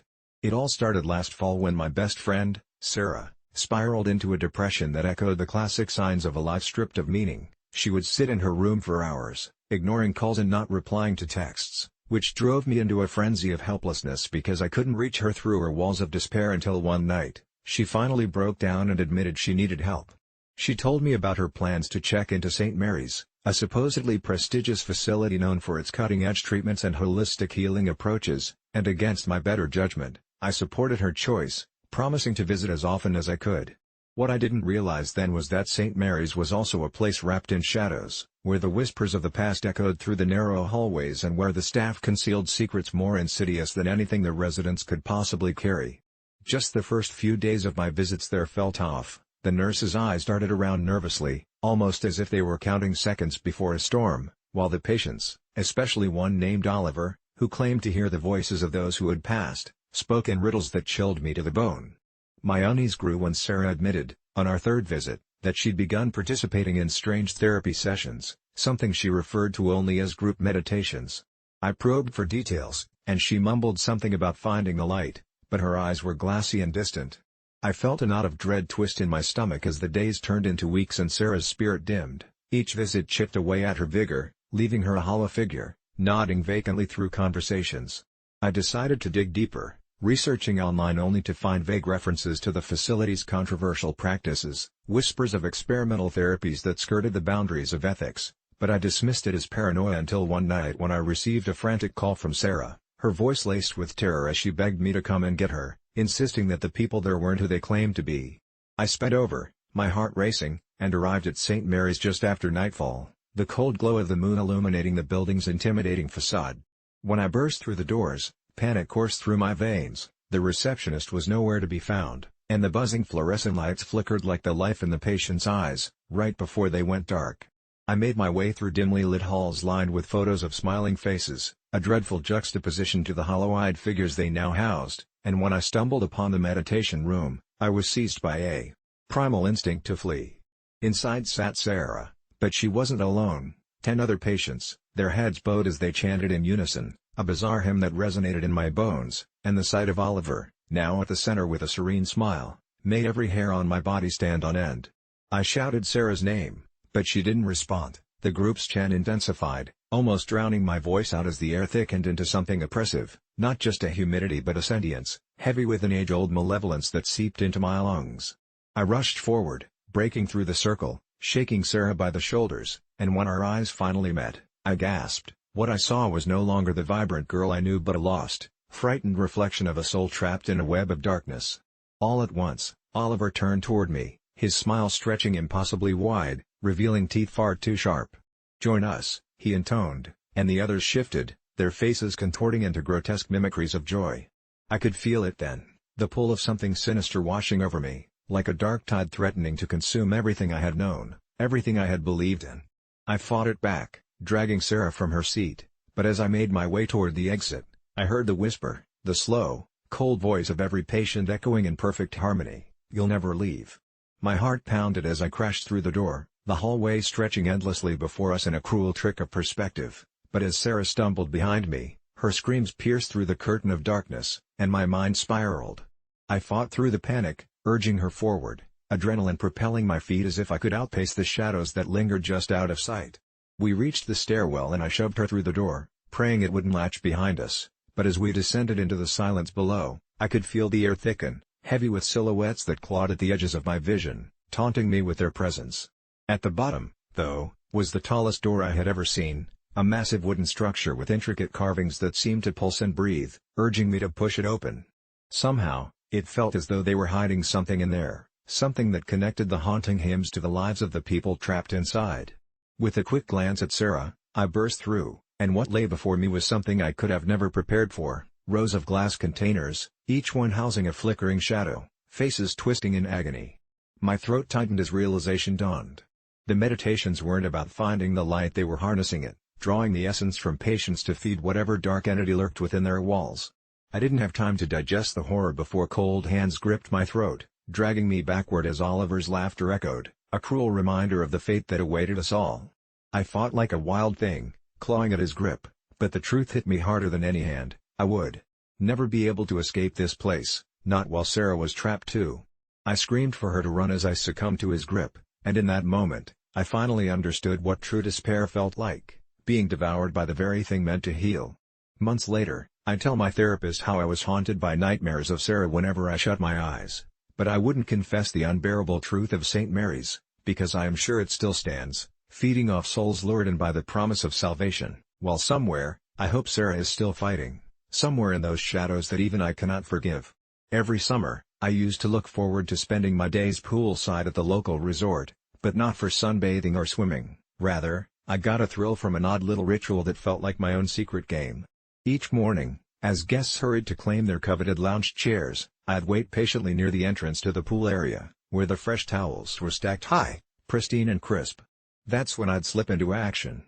I discovered the power I held over this mundane scene. I would silently grab towels from the piles, moving them to chairs that hadn't been claimed yet, creating a convincing illusion that those spots were reserved. When the unsuspecting guests arrived, they'd see a perfectly placed towel, and like moths to a flame, they would flock to those chairs, imagining they were winning the ultimate game of leisure. Each towel I moved felt like a small victory, my heart racing with delight as I observed the chaos and conflict that would unfold. The sun-drenched scene was ripe with tension. Friends debated whether they should just sit on the ground or take the long walk to find the next available chair. I reveled in this power, feeling almost like a puppet master, invisible yet omnipotent, orchestrating a game of unwitting players while they argued, grumbled, and cursed under the scorching sun. However, one fateful day, a woman wearing oversized sunglasses and a wide-brimmed hat caught on to my little game. I watched nervously as she approached the towel-draped chairs, an amused smile on her lips. "Nice try," she said to me matter-of-factly while I feigned disinterest. "You know that doesn't work on everyone, right?" My heart sank. She was onto me. It wasn't just about the game anymore, she had taken my power and twisted it back on me. I had never been confronted before, and the thrill of my ritual began to turn into a dangerous game of cat and mouse. I quickly realized that this woman would not be easily discouraged. Each day she'd return to the pool, often with friends in tow, scouring the area for the next chair I would claim for my own amusement, and in her eyes, the thrill of revenge simmered just beneath the surface. I stepped up my game, moving towels with even more precision, often holding my breath as I watched her face twist in frustration and disbelief. My heart raced with a mixture of euphoria and anxiety as we danced around each other in this bizarre standoff. But the deeper I fell into this routine, the more I noticed something unsettling. Every time I moved a towel, things began to shift at the resort in ways I never thought possible. Chairs that had been left untouched were now disappearing, taken by other guests who, under the spell of my unyielding need for control, had formed their own alliances. Whispers turned into frantic conversations, and by midweek, the pool became a den of confusion and whispers as families began to complain that their spots had been usurped and that towels now sat heavy on chairs with shadowy figures looming nearby. Word spread like wildfire, an unseen menace had disrupted their summer, and there was a sense of urgency in every desperate spoken word. Meanwhile, I only became more emboldened. All I had to do was scrounge up enough towels. But as the tension hung thickly in the air, the standoff escalated. I stumbled upon a gathering of guests, faces painted with rage, discussing my antics as if I were a criminal mastermind. I leaned against the edge of the pool, a shark circling its prey, watching the chaos unfold. That's when I saw her again, the woman from before, her grin broader this time. She gestured towards me, and suddenly I wasn't just a puppet master anymore, I was the public enemy, the ghost who haunted their holidays. I felt a thrill mixed with fear, realizing I had taken this too far. The sun dipped low and cast an ominous shadow over the pool, the air crackling with accusation. When I confronted her, she simply smirked, "We've been waiting for you." The words hung ominously, as if they were a prelude to something darker. Suddenly, the joyous laughter that once filled the air was replaced by eerie silence, the tension palpable as I faced the crowd. People I'd never met before closed in, and I felt trapped. The tables had turned. "You think you control this space?" She laughed bitterly, pushing her sunglasses to the top of her head. "You don't know what you're playing with." Suddenly, I was no longer running a game, I was in the shadow of something else entirely, something ancient and wrathful that moved beneath the surface of my innocent manipulation. At that moment, the towels began shifting on their own, a frigid wind sweeping through the pool area, reminiscent of a warning. As bodies pressed in closer, we all witnessed a single towel rise from the lounge chair, the color of stale sunlight, before it flapped wildly, like a signal, as though the chairs were alive with untold stories of those who'd sunbathed before us, past guests who had found their moments of relaxation twisted into some larger tableau. Panic spiraled, guests scrambled to find their belongings, their laughter replaced with screams as chairs began to slide, imperceptibly at first, then faster until it seemed as though spectral hands had paired up to create havoc against the very essence of leisure. I stood paralyzed by my reckless enthusiasm, realizing far too late that I'd become a catalyst for this chaos. I came to know the names of the guests I'd wronged, faces blurred into a riot of anger and despair until one voice broke through, "These are our seats." It was then I understood, I had not only trampled on their joy but also unleashed something that had made this place sacred. The towels began to ripple like wild creatures, and as I backed away, I could sense the air thickening with resentment, the atmosphere electrified as people turned to watch me, the gathered crowd a simmering storm. I turned to flee, and as I did, the pool's surface shimmered. Ominously, a reflection of chaos rippling back to me like a warning. I'll never forget how the skies darkened above, the wind picking up as I dashed for the exit, the chance of "You brought this curse upon us" echoing behind me. My heart pounded as I crossed the threshold, the tumultuous reality of what I'd done crashing over me like a wave, understanding too late that maybe, just maybe, the supernatural chaos I had unwittingly released would haunt not only those I had wronged but me, too. The towels still lie waiting, perhaps each one still holding a secret story of its own, and I can't help but wonder how many others will come to the resort, unwittingly becoming players in a game far older, far darker, and far less forgiving than the simple business of sunny afternoons poolside. AITA for suggesting my teacher host my son's party at her house? It all started innocently enough. My son Ethan had turned 8, and in the excitement of planning his birthday party, I wanted to make it unforgettable. After all, this was the age where friendships began to solidify, and I wanted Ethan to feel special.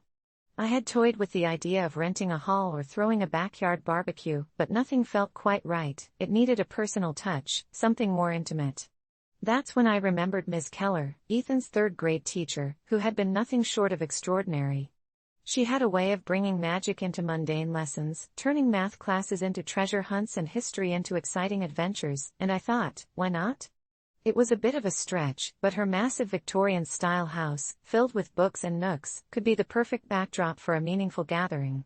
I approached her after school one day, my heart pounding in my chest, and suggested it as a wild idea. To my surprise, she considered it. Her smile softened into something more contemplative, as she brushed a loose strand of hair behind her ear and nodded thoughtfully, but she never agreed.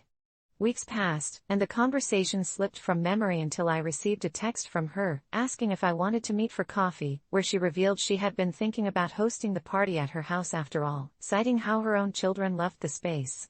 My heart soared. It was the answer I'd dreamed of, and I quickly agreed. The days leading up to the party were filled with excitement and anticipation. Every time Ethan smiled or laughed, I felt like I was on top of the world, relishing the fact that my crazy idea had manifested into reality. Then, the night of the party came. The kids flooded into Ms. Keller's grand home. Laughter echoed through her hallways, filled with the sweet scent of homemade cookies and the sound of balloons popping. I was caught up in a whirlwind of joy, glancing at Miss Keller, who seemed to glide effortlessly between the children, her voice a gentle breeze among the giggles, until everything took a strange turn. Around 9, when half the kids were exhausted, I noticed Ethan drifting toward the basement door, which was slightly ajar, hesitant fingers reaching for the handle. "Ethan, no." I called out, the warning tearing from my lips as I rushed toward him, a sudden chill creeping into my veins.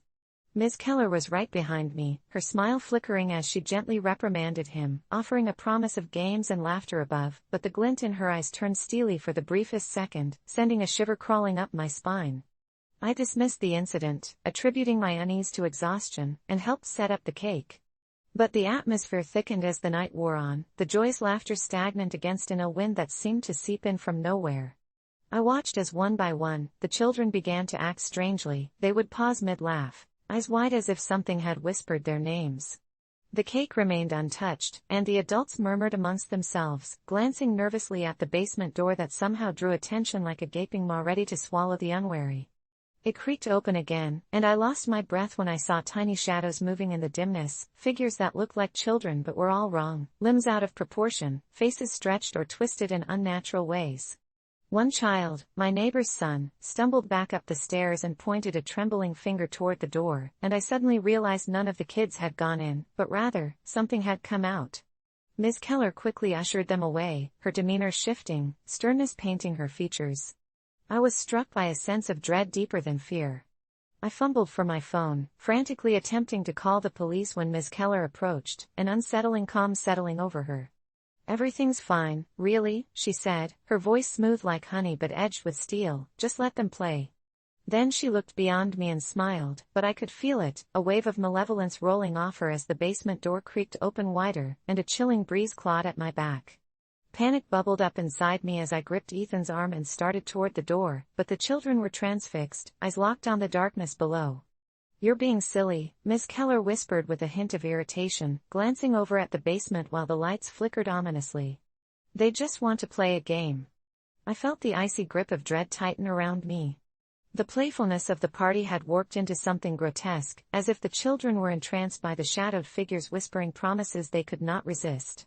I turned and bolted for the door, dragging Ethan with me, but behind me, I could hear Miss Keller's sweet voice laced with something sinister. "Ethan, we have so much more fun to have down here," she beckoned, her tone shifting like the wind, and everything in me screamed to flee. I yanked him toward the exit just as chaos erupted. The children screamed, not in delight but in pure terror as the twisted forms slinked further into the light, and the laughter turned into shrieks. I burst through the front door, practically tearing Ethan into the night as the darkness behind me stirred, shadows swirling like tempests through Miss Keller's home. The last thing I saw before slamming the door shut was her eyes, two glimmering voids that seemed to absorb both light and life. We didn't stop running until we reached our car parked at the end of the street, panting and gasping as I shoved Ethan into the passenger seat, fumbling for my keys. It wasn't until we were far away, the glow of Miss Keller's charming house in the distance, that I dared to glance at him, and when I did, everything felt wrong. His eyes were wide, not with fear, but a strange, otherworldly calm, and I realized with dawning horror that he had begun to mimic the same expression I had seen on those twisted children. I glanced back at him, trying to shake off the terror, desperate to hold on to the warmth of normalcy, and as the night deepened around us, doubt crept in. Did I just ruin my son's birthday, or had I unwittingly invited something far worse? I shuddered thinking of Ms. Keller, now a blend of menace and charm, waiting at the edge of darkness for another innocent soul, and with each mile, a single thought screamed in my mind: was this all my fault? Ever since college, I've loved messing around with my friends' homes, a ritual that always drew laughter and playful arguments, but when it came to Lisa, she took it personally. Lisa was a marvelous chef with a passion for all things delicious, and she adored her kitchen decor, a vibrant, delightful piece that hung proudly on her wall, spelling out the word yum in oversized, pastel letters.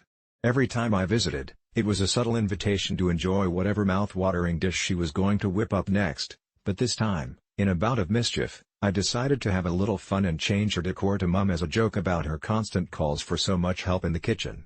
I used Velcro to stick the letters back on, rearranging just enough so they wouldn't fall off before she noticed.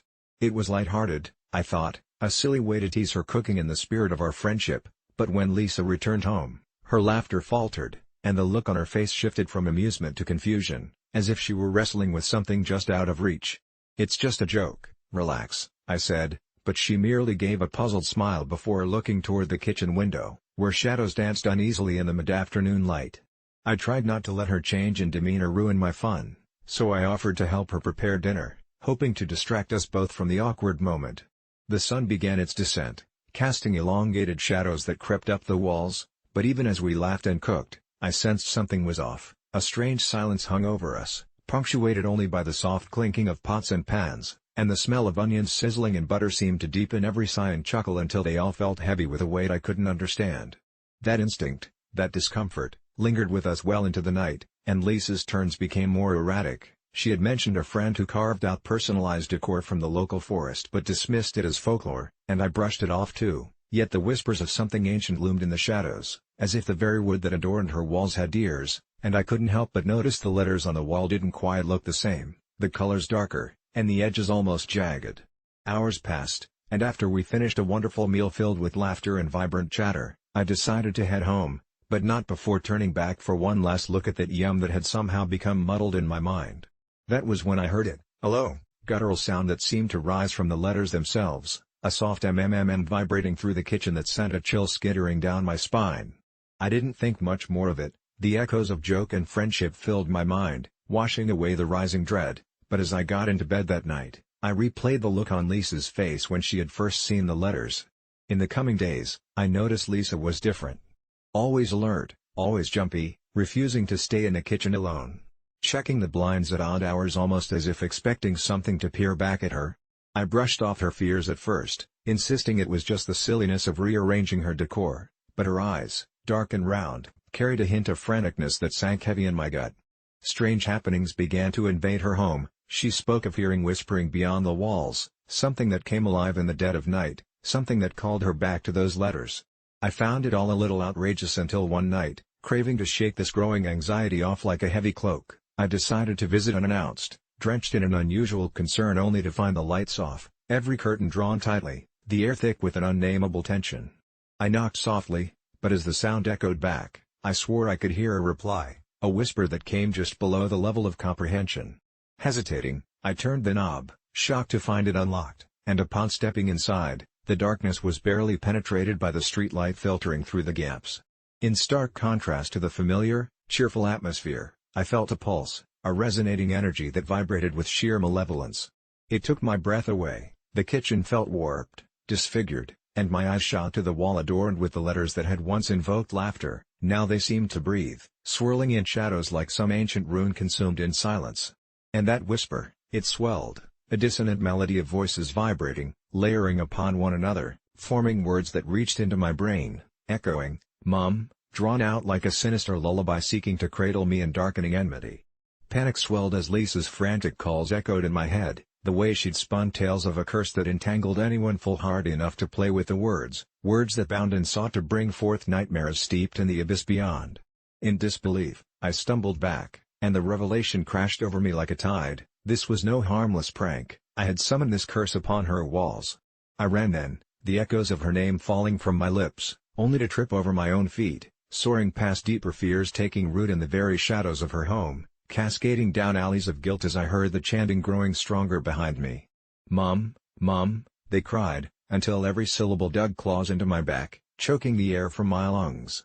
I caught sight of her, standing by the letters, those dreadful decorations pulsating like the heart of a living being, swaying gently as though beckoning to claim her soul. Lisa's eyes found mine, wide and fraught with terror, as she raised a trembling hand, trembling beneath the unrelenting grasp of ancient words. I could see it then, the unfurling shadow that gnawed hungrily at her pulse, bathing her in twilight as the letters contorted, enacting some grim design. I couldn't scream, no sound escaped as her gaze turned hollow, pulling me into her torment as the darkness closed in like a vice. With a final breath, she whispered, "You shouldn't have messed with my yum." And in that instant, I fell into the others, the whispers swirling, pulling me into the unknown, and the letters hummed, age-old questions reverberating in the darkness, echoing through eternity as the last thing I heard was her laughter melding into the abyss, a warped melody of welcomed madness. I was tipsy visiting in New Orleans before a carnival cruise and found myself wandering the cobbled streets, all mischief and music, with the vibrant energy of the city making my head spin just as much as the whiskey I'd been drinking. The sun had dipped below the horizon, casting a violet shadow across the French Quarter, and the air was thick with the scent of deep-fried everything and the sweet, sticky allure of beignets. I hadn't planned on straying far from my friends, but the intoxicating rhythms of jazz pulled me like a magnet, so I stumbled into a dimly lit bar that seemed to hum with secrets. The place felt like a relic, filled with an odd assortment of locals sharing knowing laughs, their eyes glinting with mischief. I ordered a hurricane, its neon orange liquid promising both delight and trouble as I melted into a corner booth, the melodies swirling around me. It was in this haze of laughter and music that I met her, a woman draped in layers of beads and unexplainable charm, her voice a sultry whisper that melted into the jazz notes. She had a name, Celia, one that I'd barely registered amidst the haze, and with every sip, the world faded into the background until it was just the two of us. Before long, she became an intoxicating mystery I was eager to unravel, telling stories about the city, ghosts that danced in the streets, haunting tales of lovers lost and found in the parades, and a cult that supposedly thrived below the city's surface, lurking in the shadows of the alleys. Each laugh we shared sent my heart racing as I felt a wild urge to be reckless, to explore the edges of reality with her.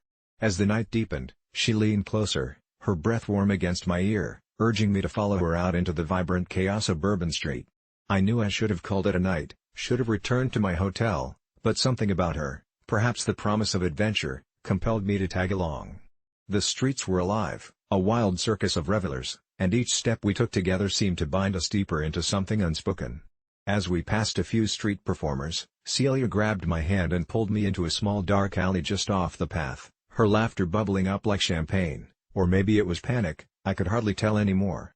The alley was narrow, lit by the flickering light of a single, dying street lamp, and it felt like we were stepping into another world.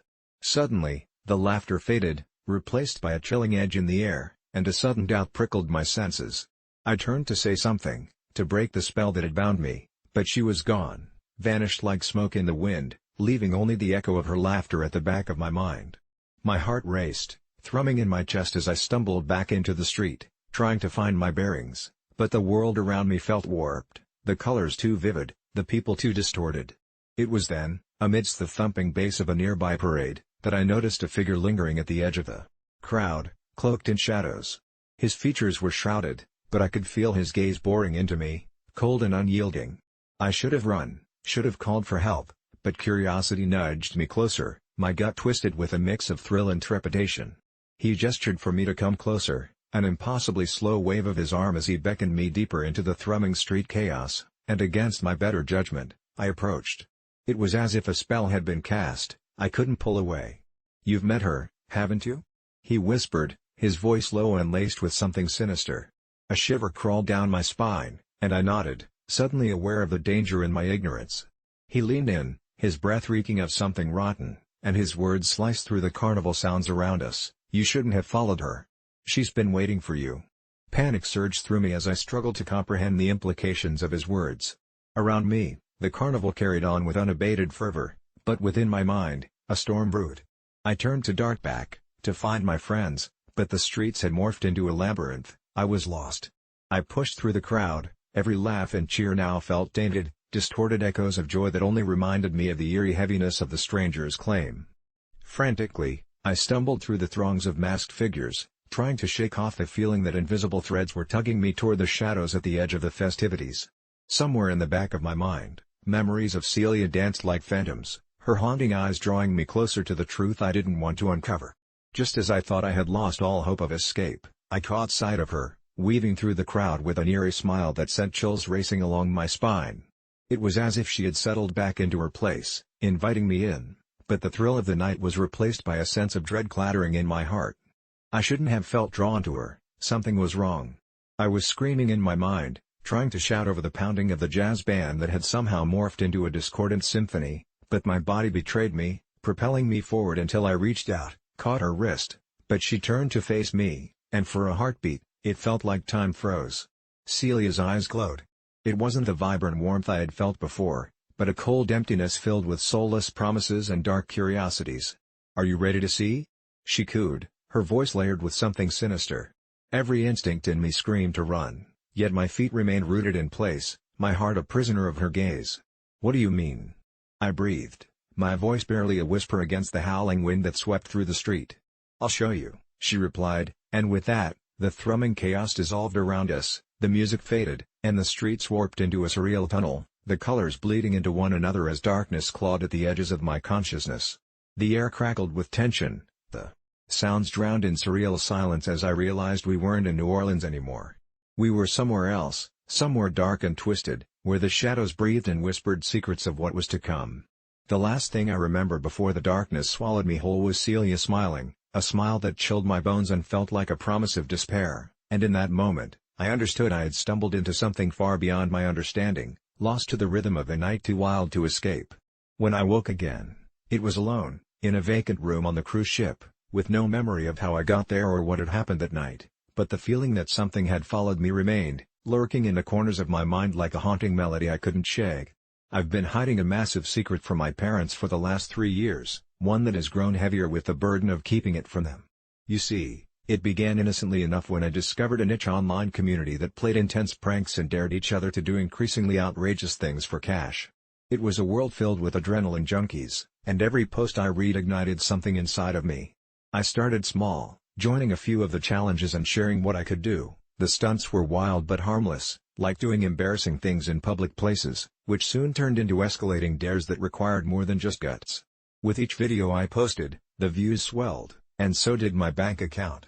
My parents had no idea that the extra cash they saw me flaunting was built on the back of a daring digital persona I created named the Masked Phantom, who became an underground sensation. I was pulling in thousands each month, but the catch was that I was supposed to keep the channel anonymous. I did everything I could to obscure my identity, using face masks and disguises, and it worked, until one night when a prank I thought was harmless went horribly, horribly wrong. For a special Halloween episode, I decided to stage a haunted house in an abandoned warehouse, enticing my followers to unlock hidden challenges throughout the night. Hundreds flocked to witness the epic chaos I intended to unleash, with fog machines and eerie sound effects creating a perfect atmosphere. What I hadn't expected, however, was for an actual homeless man to have taken shelter in one of the corners, and when the fog rolled in, and the screams erupted, panic ensued. Nobody was prepared for the chaos that followed. The man was terrified, stumbling backward as I jumped out in my witch costume, thinking it was all in good fun. He tripped and hit his head on the wall, hard. By the time police arrived, I was gone. I was just this kid who played this funny masked character all online. But the views soared, my followers were mesmerized by the twisted tale, and I posted a video saying the man had disappeared, adding to the thrill. I suppressed the guilt, unable to halt the rush of cash pouring in and the excitement of my growing fame. But about a month later, I got a message, someone claiming they knew what happened that night. They demanded payment for their silence.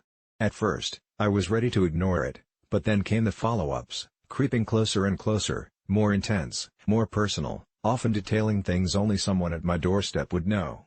I took to deleting my online presence, pulling off the Masked Phantom like an old skin I was growing out of, but I'd already made tens of thousands and enjoyed a lifestyle that was beyond my wildest dreams.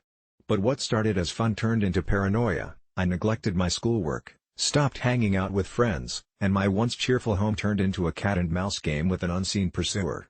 I thought my luck might be changing when I met Jessica, a fellow student who shared my love for thrill-seeking adventures. She was everything I looked for, beautiful, clever, and fearless. We began dating, and I saw a glimmer of hope, maybe even a way to share my secret, until one night while sitting on a park bench, she asked if I'd ever been in trouble before. The question sent a chill racing up my spine, and in that moment, the weight of the secret felt unbearable. I froze, the truth weighing on my tongue like a stone, but I shrugged it off and told her no, knowing full well the response that would elicit if I opened that floodgate. As our relationship deepened, my deception clawed at my insides. I wanted to trust her, but I couldn't risk losing her or letting the truth slip out, especially with warnings still flooding my DMs. A few weeks later, I walked into my room to find a note pinned to my door: "Told you I'd find you. That man belonged to someone, and now they're onto you. I need more if you want to stay safe." The message felt like a death warrant, and an overwhelming dread gripped my heart. I couldn't afford to back down. This was all slipping out of control. A part of me wanted to run away, disappear without a trace, but with Jessica now invested in my life, I couldn't bring myself to do it. By winter, the spiral of fear clashed with my yearning for freedom and security, but the final blow came the day after Christmas. It was a usual family gathering, laughter filling the air, smelling of gingerbread and hot cocoa. I was fine until a familiar face appeared at the front door, the homeless man. I froze. He was dirty, gaunt, with eyes clouded by the shadows of his past. The moment I realized he was alive, my heart raced. My parents didn't recognize him, but they offered him food and shelter. "Please, don't send me back," he spoke, his voice breaking. My stomach turned. I wanted to scream, to confess everything, but instead, I acted like a coward, standing there paralyzed. I watched as he began to share a fragmented story of his journey, and all I could think of was how to run back to my dark sanctuary, away from the reality I had created. I wanted to deny my involvement, delete all those videos and pretend I was just a scared kid before it all spiraled, but it didn't matter now. The truth was right in front of me, threatening to crash my world of deception down in an instant. By the end of the night, he vanished as mysteriously as he had appeared, and I felt a heavy weight lifted, only to be crushed beneath the guilt that fogged my mind. I tried to salvage my relationship with Jessica. We went out to dinner, and when I looked into her eyes, I could see the concern lurking beneath the surface. She knew I was keeping something from her, and with each innocent inquiry about my life, I felt myself sinking deeper. I failed to mention the absence of my online presence or the terror that invaded my mind daily. Then, one day, the last straw came. Jessica pulled up a news article detailing a series of threats made against the masked phantom, including mine, and she turned to me with disbelief. "Is this you?" When I hesitated, the grief in her eyes was enough to shatter my heart. "You lied to me." She stepped back, and the betrayal struck like a lightning bolt. I could feel everything unraveling, just like the life I had crafted around me. I was lost, frozen in a tempest of guilt, shame, and terror. Then, the final twist: when I turned to leave, a crackling text came through my phone, a single image meant just for me, the headline "Where is the masked phantom?" Next to it was the picture of my parents, smiles radiant. The message read, "Remember, they love you too." I felt my stomach churn, realizing it wasn't just my life on the line, it was theirs. The walls closed in, and my entire existence crumbled under the weight of secrets, lies, and the tightly wound string of chaos I had mixed into the life I hadn't known could be painted so perfectly sinister until now. And as I sat there with my heart in my throat, grappling with unimaginable dread for them, I realized, somewhere amidst the blizzard of emotions, that I was truly, horrifyingly, all alone. It was supposed to be a carefree day hiking with friends, just a way to escape the mundane routine of life, but as I stumbled over an ancient route, I felt a jolt of pain shoot through my ankle that made me gasp, and although I sensed a deep twinge signaling something probably twisted or sprained, I didn't want to ruin the day for everyone, so I bit my lip and grinned, shrugging it off as just that, a harmless trip. I told my friends that I was fine, masking the agony roiling inside with a facade of bravery, and as the sun dipped lower, casting long shadows across the forest floor, I focused on ignoring the discomfort while we continued our hike along the winding trails. Laughter echoed around me as we shared stories beneath the tall pines, the canopy shielding us from the impending dusk, but beneath my laughter was a growing anxiety, the nagging sensation that ignoring the injury might lead to something worse. When the day turned to twilight and we decided to turn back, I felt a wave of relief wash over me. Soon, I'd be at home, ice on my ankle, wrapped in blankets and binge-watching my favorite series.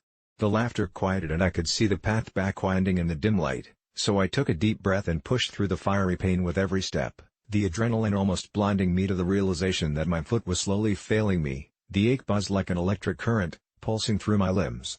Suddenly, the forest was alive with sounds, rustling in the bushes, something heavy moving just out of sight, and my heartbeat quickened, the thrill of the unknown mixing with my anxiety. I stumbled again and, in that moment of vulnerability, I heard something, a low growl resonating from the foliage, deep and guttural, a sound that sent prickles tingling at the back of my neck. My heart raced, blending panic with the thrill of adventure, but a sickening twist hit my gut. I wasn't alone.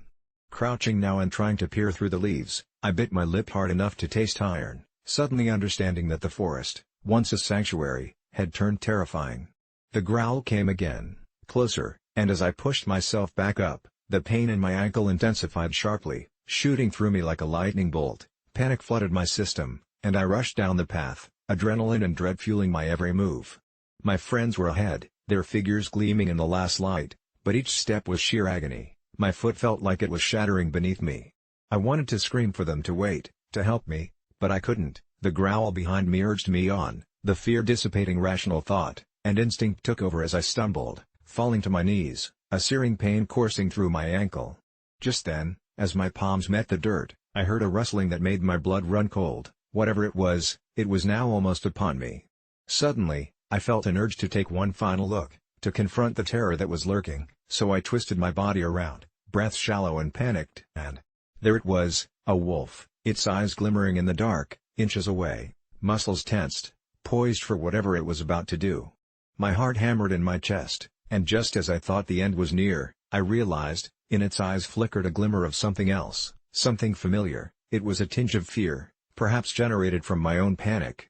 In that fleeting moment, I recalled the wisdom of my childhood, never show weakness to animals, so I steeled myself against the rising tide of terror. Perhaps due to my injured state or some primal instinct, I whispered, not words, but a low, calming sound, a lull of sorts, and astonishingly, the wolf paused. It tilted its head, as if trying to decode my essence, and in that split second, an otherworldly connection formed between us. Something inside me clicked. I realized that the very thing I had dismissed as a mere injury had, against all odds, saved me. I wasn't just any prey, I had shown my bone-deep flaws, my human fragility, and now the beast had retreated slightly. My friends finally reached me, calling out in confusion, and as they regrouped, the wolf simply turned, dissolving into the thicket as suddenly as it had appeared. The moment hung like an unshakable fog, wrapping around us as I sat there, trembling but unharmed, the pain in my ankle becoming a distant echo now that the threat had passed. Later, as we hobbled back to the car, I felt the weight of that encounter grafting itself onto my soul. I had faced primal fear and, somehow, I'd come through.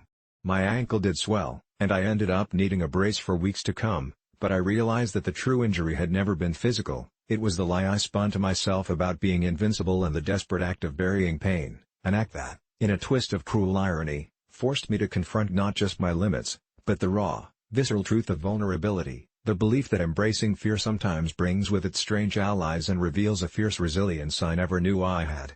I'm a dirty person and forget it's not normal, and it wasn't until last week that I realized how far I had strayed from what anyone would consider acceptable. It all started when my parents divorced, and my mom moved us into a cramped apartment in a rundown part of town. Everything felt dark and heavy, and the clutter became my refuge. I learned to bury my sadness beneath stacks of old newspapers and half-empty takeout containers like they were protective layers of a fortress. I was only 12 when I started to believe that the dirtier my room became, the safer I was from whatever bad juju had torn my family apart. Teenagers are fickle creatures, molded by peers and pockmarked with insecurity, and I decided I was better off alone, huddled with my filth instead of venturing into a world that critiqued everything I did. I convinced myself that it was just a phase, a quirky habit. But even into my 20s, my apartment became a grotesque caricature of a home, the remnants of weeks-old pizza boxes peeking out from beneath clothes I could never find the energy to wash. Friends stopped visiting, claiming they couldn't help but feel smothered by the stench of decay that clung to me like an unwelcome second skin, and I laughed it off, waving them away as if to say cleaning was overrated. One night, I was perched on my dirty couch, the television flickering across crumbling walls, and I noticed something strange, a shadow darting by the corner of my eye, not quite belonging in the chaos of my living space. I figured it was just a trick of my overactive imagination, but then it happened again, a dark shape flickering through my clutter, and I felt a jolt of something primal coursing through my veins. My senses heightened, I began to notice the soft skittering sounds mingling with the cacophony of a talk show host in the background, a chorus of whispers that danced like a gentle breeze, creeping into my subconscious. I convinced myself it was nothing, mice or my mind playing tricks, but it grew harder to ignore when I woke up one morning, heart racing, to the feeling of something crawling across my cheek. A scream ripped from my throat before I could catch it, And I bolted upright, hurriedly swatting at my hair and checking for evidence of the invasion. The clutter around me seemed to sway ominously, as if it were alive, and I regretted ignoring the signs, the occasional scratch on the walls that whispered of claws and teeth, the way the shadows seemed to linger just that little bit longer in the dim light. Cleaning became an itch I couldn't scratch. I was repulsed and drawn to the mess simultaneously, unsure whether to throw everything away or embrace a newfound clarity. I began to collect odd trinkets, things I was certain had been left behind by whoever, or whatever, had invaded my home. I found a ring beneath a pile of clothes, ornate and glimmering strangely in the half-light, and it was then that I first began to question my reality. I slipped the ring onto my finger, and for a moment, I felt different, like I was tethered to something ancient and powerful, but soon the feeling faded. Desperation clawed at me, and still, I couldn't bring myself to clean. Days turned into nights with remarkable ease, and I found solace in the peculiar shadows that danced around me, each new item fueling my obsession, a tattered teddy bear, the glassy eyes of a plastic figurine that seemed to watch me with both pity and disdain. I didn't care how dirty I was or how unkempt I had become, and the line between reality and imagination began to fray. I started talking to my collection, breathing life into the broken shards of my past, confiding my fears to them like they were dear friends, and I could almost feel them listen. Then came the night that changed everything. I was knee-deep in despair, oscillating between frantic cleaning fits and bouts of regret, when the shadows swelled around me, thick as fog and pulsating with an energy I could feel crackling in the air. I sat there, frozen, waiting for something to happen, a part of me wrestling with my deep-seated need to escape the filth while another part reveled in it, feeling powerful in my squalor. Then, from the stifling dark, voices began to emerge, low and menacing, entreating me to join their ranks, to step beyond the veil of cleanliness and into the bowels of something otherworldly. Fear gripped me as a shadow slid closer, whispering secrets of untold glory and untamed freedom, but it came at a price, my acceptance of all I had tried to suppress. It was intoxicating, and just like that, the thin veil of sanity I had clung to began to tear. I spoke to them, addressing the shapes that flitted just out of my line of sight, and beneath their whispers, something deep in my gut told me I had already paid in ways I didn't fully understand. Each time I tried to clean, the shadows screamed louder, insisting that the dirty choices I made were normal, even freeing. Moments later, I found myself sprawled across the floor, hopelessly entangled in my own mess, and when I closed my eyes, I felt them creeping closer, brushing against my skin, inviting me into their cold embrace. I should have fought back, but a sick gladness swelled within me, reveling as I surrendered to them, a realization washing over me that I was never truly alone in my filth. The boundaries of my warped reality dissolved completely, and I gave myself over, believing that in this decay, I had finally become something greater. Now, as I stand here writing this, I can hardly remember the girl who tried to claw her way out of the darkness. It feels light years away.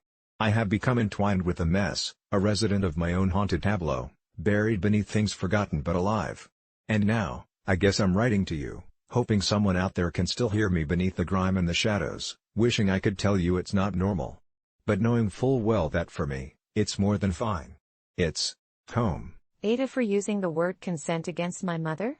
I never thought I'd find myself typing this on a late Tuesday night, but here I am, heart racing, fingers trembling on the keyboard, desperate for some semblance of understanding about what just transpired in my life. It all started when I decided to visit my parents for the weekend. I hadn't been home in months, and I could sense my mom's disdain through the intermittent phone calls I received, filled with thinly veiled remarks about how I'd just forgotten about them. So, with a mix of guilt and nostalgia, I packed my bags and drove the 2 hours back to the house I grew up in, the place that held a billion memories, both good and bad. As I pulled into the driveway, a chill ran down my spine, but I shrugged it off as anxiety. After all, who really wants to discuss their life choices over dinner? My mom greeted me with her usual overbearing affection, hugging me tightly, her perfume cloying yet familiar, and I felt the knot of tension in my stomach slowly start to unravel. We chatted over dinner, the conversation light and predictable, until the topic shifted to my love life, a subject my mother tends to tackle using a hammer instead of a scalpel. She pressed me, asked questions I didn't want to answer, and her probing took on a sharp edge that I eventually pushed back against. That's when I uttered the word consent. It slipped out during an argument after she told me to pick better partners. I just couldn't take her lecture anymore. I said something like, "Mom, it's my life. I get to choose who I want to be with, and I need your consent to make me feel worthy." It wasn't meant to hurt her, but the air changed in an instant. Her face darkened, a look I had never seen before, as if I had slammed a door in her face, a door I didn't even know existed until that moment. Silence stretched like a rubber band ready to snap, and I could feel my heart thudding in my chest. My mother's eyes shimmered with a complex blend of hurt and rage, and she took a step back, her breath hitching as if someone had stolen the air from her lungs. I couldn't comprehend what had happened, all I knew was that I had crossed a line that I hadn't even known was there.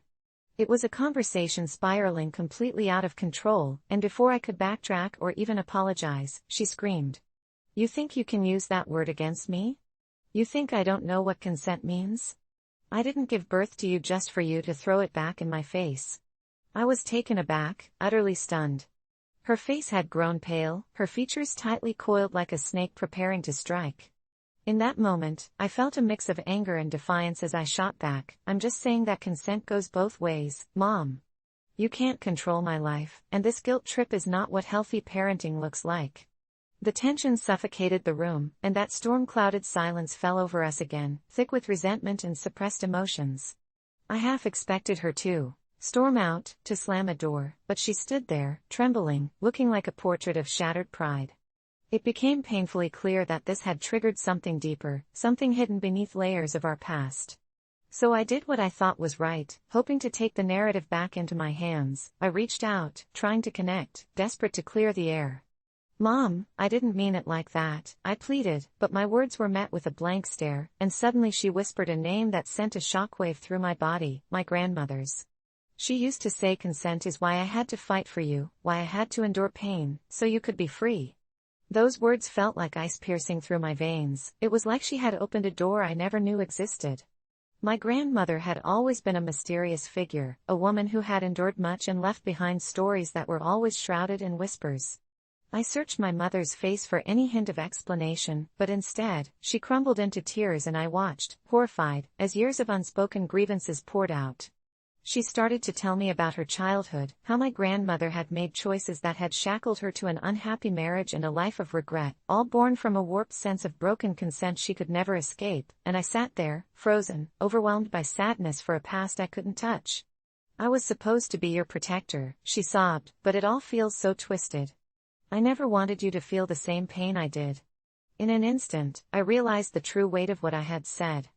Our entire lives were entangled in these invisible threads, stretching across generations. It wasn't just about our conversation anymore, it was history echoing through the walls of our family home. It became clear that the word consent had opened a Pandora's box of unhealed wounds and buried sorrows. I thought I was just standing up for myself, but instead, I was confronting a legacy of pain I never fully understood. I held her tightly, both of us enveloped in tears, and for the first time, we acknowledged the silent cries of our past. But even within that embrace, a part of me knew that this revelation wouldn't be the end. It was just the beginning of a much longer journey we would have to navigate together, facing truths that could rip families apart or, maybe, for the first time, bring us closer. So, now I sit here questioning myself, wondering, AITA? Part of me feels guilt for awakening this dark past in my mother, another part knows if I hadn't said anything, we may have remained stuck in our silence. Maybe, in breaking the chain, I was finally breaking free. It was a rainy Saturday morning, and the small coffee shop on the corner was packed, mirroring the storm outside with its chaotic energy.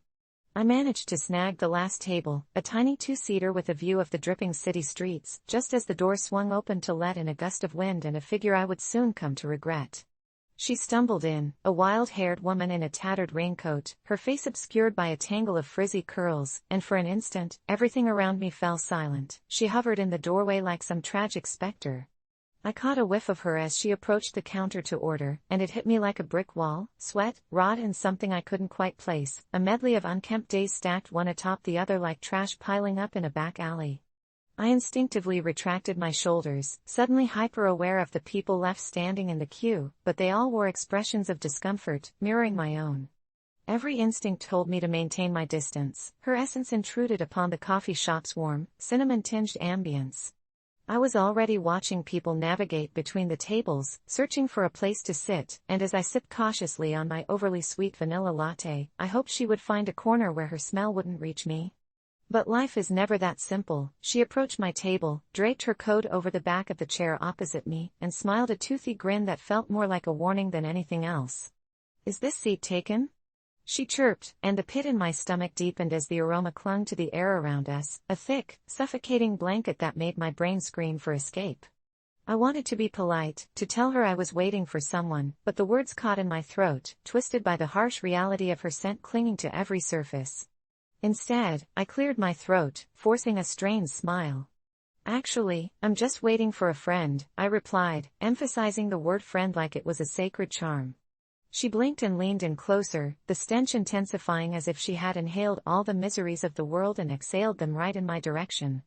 "Oh, come on, there's no need for that," she said, her voice a strange mix of persistence and desperation that instantly spat in the face of my discomfort. "It's a crowded place, just a quick sit until they find a seat." I felt my throat tighten further. I wanted to rise like a ghost, but the warmth of the latte paled in comparison to the cold, invading anxiety clawing at my chest. I could feel the eyes around us narrow in scrutiny, silently judging me, and I knew that I had to stand my ground because the alternative was unthinkable.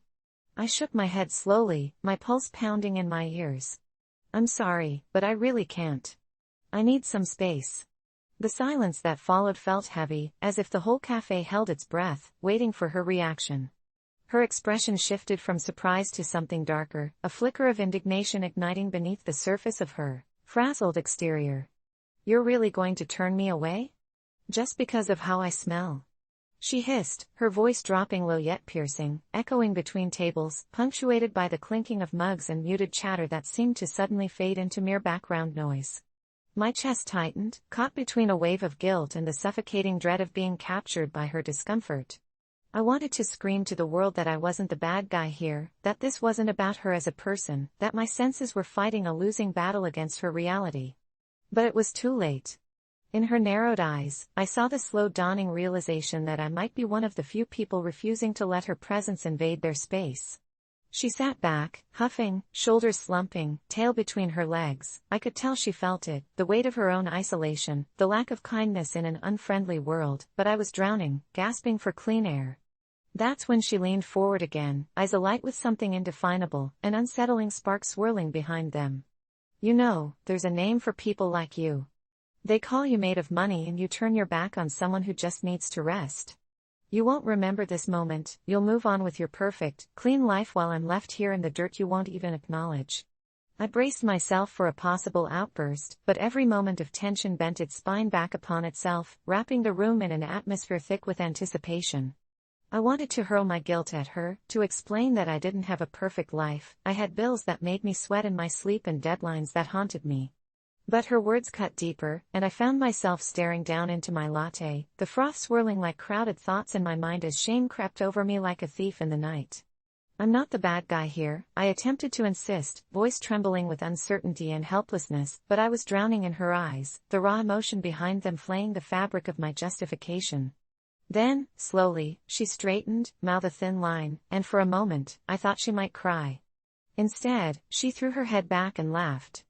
It wasn't the laughter of someone who found joy, it was the brittle kind that echoed of deep wounds and ancient hurts that made me wonder how often had she been ridiculed in this very way. Anger flared briefly at the edge of my thoughts, casting shadows of self-doubt into the void. Was I really the monster I'd been painted to be? The onlookers shifted in discomfort. It appeared to be a performance now, a spectator's sport of empathy versus survival. The barista even paused as she made cappuccinos, casting sideways glances at us as the mayhem unfolded. I wish I could have shrunk down into the woven fabric of the chair, to escape the twisted narrative taking form. "You know what," she said finally, a dangerous confidence threading her voice, "you might think you're better than me now, but if you saw what I saw, if you felt what I feel, you'd run screaming into the night." My stomach churned as her words slithered into my mind, sharp and sinuous, and I did not want to imagine. We were worlds apart, yet standing in the same coffee shop, and I wasn't proud of the thoughts rolling through my head, thoughts that toyed with my sanity, testing the limits of my own humanity. I could hear my heart pounding within the petrified silence, the air thick as if the rain outside had seeped into our souls. "Every interaction matters," she hissed, leaning closer still, unyielding. I held my breath, feeling myself unravel, wishing for the comfort of ignorance, and just when I thought it couldn't get worse, she added, "You think you understand what hell smells like, don't you?" The way she said it settled into my mind, twisting something deep inside me that tasted like regret and fear.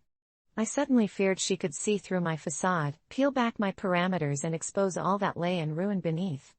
I was just about to protest, to shove her back into the abyss she claimed to know so intimately when, without a moment's warning, her left hand moved with precision to her coat pocket. Instinctually, I shrank back, my heart racing, wondering what she could possibly produce from that tangle of fabric. But then a glint caught the light, and in the size of an instant, I realized it was a small brass key, the kind you might find in an old hotel room. "You know, ever since I showed up, you have been hating this moment," she whispered fiercely.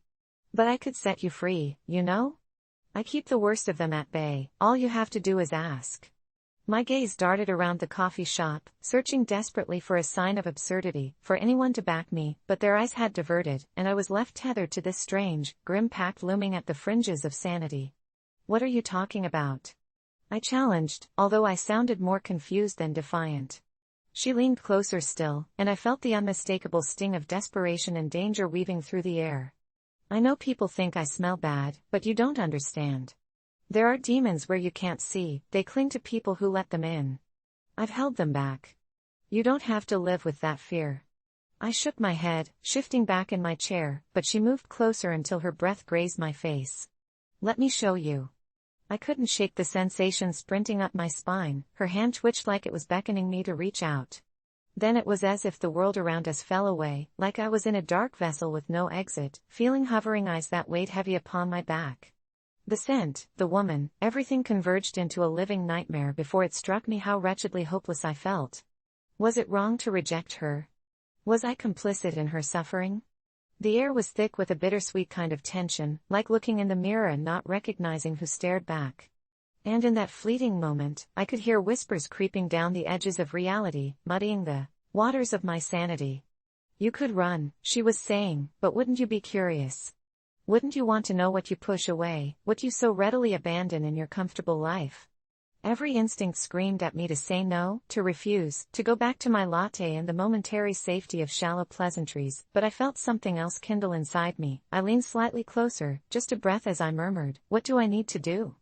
The laughter returned, twisted and sharp, but then her expression shifted, and she froze, eyes glimmering with sanity and chaos interspersed. "Nothing, really. Just acknowledge what is around you. Just for one moment." And then in that celebrated whiplash, I gasped as she broke into a wide grin and suddenly the cafe fell silent. I twisted my head around like a puppet on strings to see what lay behind me, but there wasn't anything there, just the reflective glass that taunted my confusion. "Your demons are real, but they take many shapes," she continued, voice low and mesmerizing, and in that inward feeling, the vibrations of anxiety raced up my throat. The key suddenly felt immensely heavy in her hand, like it was holding a world I couldn't comprehend. "Acknowledge them, and you might find what really haunts you isn't me at all." And just like that, a shiver coursed up my spine, underlining the unsettling reality that perhaps I shouldn't have pushed her away, perhaps I would walk out of this coffee shop and carry her stench with me, her essence following, wrapped around my neck like a noose tightening with every breath. What turned from laughter shifted back to suspicion again, and the weight of the moment crashed down, but it was too late. I was scared, held captive by the disconcerting truth behind my own choices, and as the crowd connected with fleeting uncertainty, this woman, in her tattered raincoat, had opened the door to something buried deep within. Darkness doesn't require permission, it just waits in the shadows, waiting to devour you whole while you dismiss those looking for refuge, blurring the lines between safety and fear. I straightened, the coffee shop's familiarity almost gone, as her stormy eyes implored me to see beyond my aversion. And deep down, as the rain thrummed against the windows and people shifted in their chairs, I realized I might have made a choice in that moment, a choice that I would come to reckon with long after we parted ways. The coffee shop could never provide the safety I craved, only a fleeting mask over hidden truths. My heart raced in anticipation of what lay beyond, and I suddenly needed more than just my latte. I needed to discover the depths of those demons lurking just out of sight, ready to carve a path I wouldn't soon forget. My heart pounded in my chest like a drum as I stood at the edge of our yard, peering through the trees at the gathering across the street where my younger sister and her friends threw what they called a party. It wasn't the kind of party filled with balloons and cake, it was dark and chaotic, the flickering glow of a cheap disco light battling against the encroaching shadows of twilight. I had always been the responsible one, the one who stayed inside and studied while my sister, Mia, had been allowed to explore the edges of that reckless freedom. But as I listened to their laughter thick with smoke and heard the muffled beats of music that felt too loud for our suburban neighborhood, a knot of dread twisted in my stomach. When I accidentally overheard snippets of their conversations just a few nights before, a part of me wanted to look away, pretend I didn't hear them boast about sneaking out, drinking, and trying drugs, things I never thought Mia would dare to touch. But every time I thought about ignoring it, I pictured the way our mother would break if something happened to Mia, and the moral weight that pressed down on me was suffocating. I had to make a choice. So, I did what I thought was right, and I slipped through the door, my palms clammy against the cold brass knob, and I told our mother everything. At first, she didn't believe me, perhaps she couldn't bear to think that our sweet Mia, her golden child, could stoop to such depths. I led her to the window, hoping this time she would listen, and with each step toward that gathering, I felt the ground beneath me shift, the air growing heavy with anticipation for both of us. The moment she turned pale and I saw her fists clench, I knew I'd made the right choice. But the reality we stepped into was nothing short of catastrophic. Mia's laughter vanished into the night as Mom stormed over to where they were dancing, and I wished I could feel as invincible as they seemed. When Mom confronted her friends, I watched the chaos unfold, their innocence bled away, replaced by guilt, as they scattered like skittles dropped on asphalt. Mia, shattered and furious, faced our mother the way a wild animal afraid for its life might confront a hunter. What followed was a symphony of screaming that rattled the very windows, a confrontation that carved itself into the fabric of our family. My sister was kicked out of the house that night, a decision permeated with shame playing across my mother's face like a veil. The last time I saw Mia, she stood at the door, eyes locked onto mine, and I dared not look away. Could I, the one who had always protected her, really be the monster who caused all this? Was I, in fact, an awful person for looking out for her? Guilt ate at me for days following the incident, but there was also a creeping sense of fear lingering in the corners of my mind. As the days melted into weeks, Mia's absence turned our home into a hollow shell. Our mother's grief manifested in silence, each meal a reminder of the laughter that once filled the air. I received mixed messages from everyone. Friends at school whispered their pity while my teachers offered me haunting looks that spoke volumes, as if they miraculously knew my hand in the fray. I thought about reaching out to Mia, but the shame rooted me in place, tightening every nerve and leaving me wondering if I had made a dreadful mistake. One night, when I couldn't bear the haunting guilt any longer, I decided to text Mia, an olive branch, a feeble apology hidden behind layers of regret. But instead of the expected "I miss you" or "I understand," she simply replied, "You have no idea what you've done." Those words slashed through my chest. I half expected a sob fest but instead got cold dread that coiled within me. For weeks, I left my phone on my bed, too frightened to reach out again, until one day when I received an unexpected voicemail. "You'll pay for this," she snarled, her voice dripping with malice, warped and unrecognizable. From that moment on, the atmosphere shifted. I felt eyes on me, shadows lurking just behind my shoulders. I could hear the whisper of Mia's name on the wind whenever I walked to school, could sense the malicious energy in the air that followed me home. I found myself glancing over my shoulder, heart racing, convinced Mia had turned into something more sinister, a specter lurking just beyond my vision, waiting for the right moment to pounce. Then, the knocks started, quiet at first but building into furious strikes that made me jump. Each time I opened the door, my heart would leap, praying it was merely a neighbor or the pizza delivery guy, but always hoping to see her face, until one evening, it was my mother who answered the door, forcing a grin, sagging under the weight of her grief. That night, the silence deepened, a heavy blanket pressing over our home, and I could swear I heard Mia's laughter echoing off the walls in the dead of night. The weeks dragged on, my anxiety spiraled, until I could no longer tell when I was awake or dreaming. Then came the night of terror, an unspeakable thing that broke through the stillness of our home. It awakened me from a restless sleep, a piercing shriek echoing like steel scraping against stone. I bolted up, breath hitched in my throat, heart pounding as I grabbed my phone, praying it wasn't Mia, that she hadn't returned to exact her revenge. I opened the door a crack, shadows danced under the moonlight, and creeping dread slid into my bones. As I stepped into the hallway, the familiar scent of smoke clawed at my throat, reminding me of those forgotten nights by the tree across the street. What I found at the end was nothing I could have ever imagined. Mia stood there, features twisted in rage, surrounded by her friends, an odd gathering that felt both foreign and familiar in a way I couldn't comprehend. Except now, they wore masks, faces twisted in grotesque expressions, and when they turned to me, the air filled with chilling laughter that echoed my wildest fears, inhuman, mocking. "You should have left us alone," Mia hissed, her voice slipping through the masks of her friends, haunting and venomous. I tried to back away, but a force pulled me forward, chaotic energy bubbling in the air, vibrating through my bones, my heart racing in fear. "What do you want?" I stammered, but the swirling laughter grew louder, drowning out my voice and whispering, "It's your fault, you wanted this." In that moment, I realized the truth planted firmly in the pit of my stomach. I didn't just lose my sister that night, I had lost myself as well. The love I thought could conquer all had twisted into something malevolent, and I was left in a game I never volunteered to play.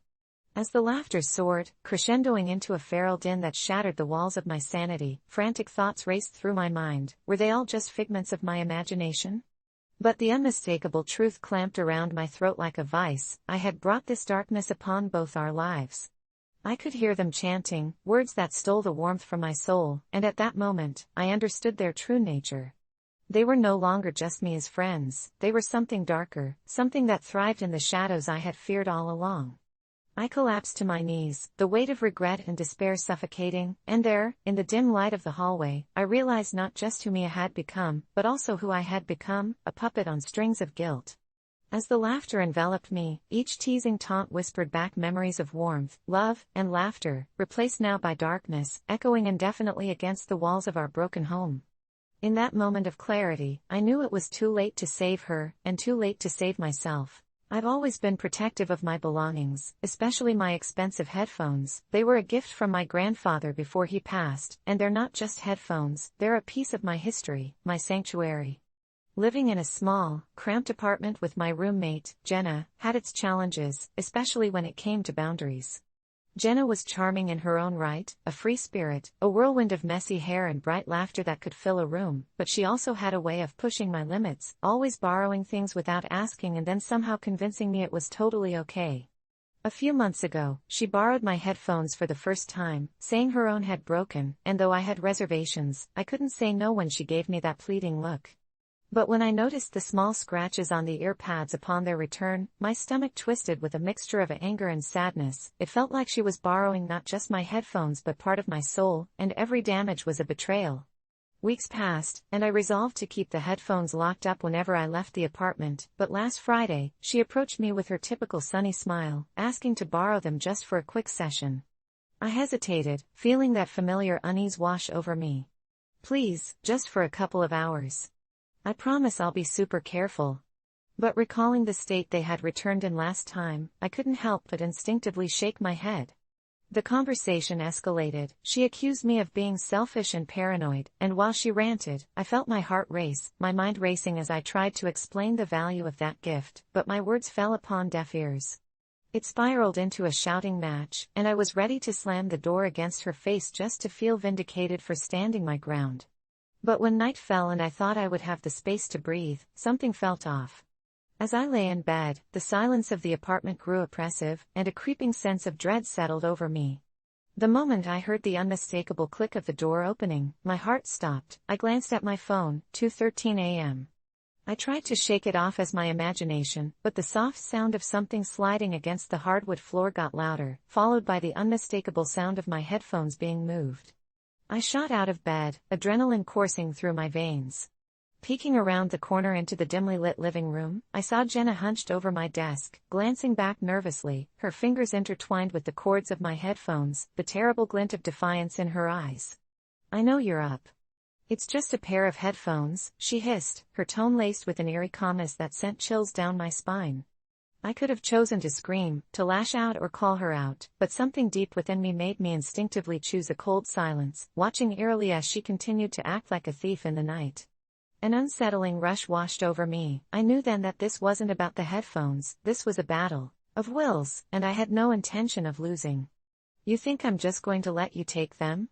I finally managed to whisper, breaking our shared silence, my voice low enough to shake among the shadows.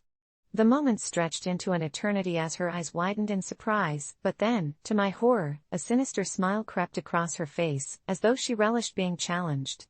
"You need to lighten up, you really do," she said, her voice becoming mocking, each word dripping with disdain. "The world won't end if you just let go a little." I felt a fire spark in my chest, booting my fight or flight instincts into high gear, as I stepped out into the living room, the shadows closing in around me like a predator ready to pounce. "You're not taking them from me, Jenna," I said, now resolute. Her confusion morphed into anger, and in return, I felt an unnatural strength overcome me. It was almost like I was possessed by a vengeful spirit teaching me the gravity of self-defense. Just as she reached for the headphones, I lunged, gripping her wrist tightly as I felt the aura shift between us, transforming the air into ice.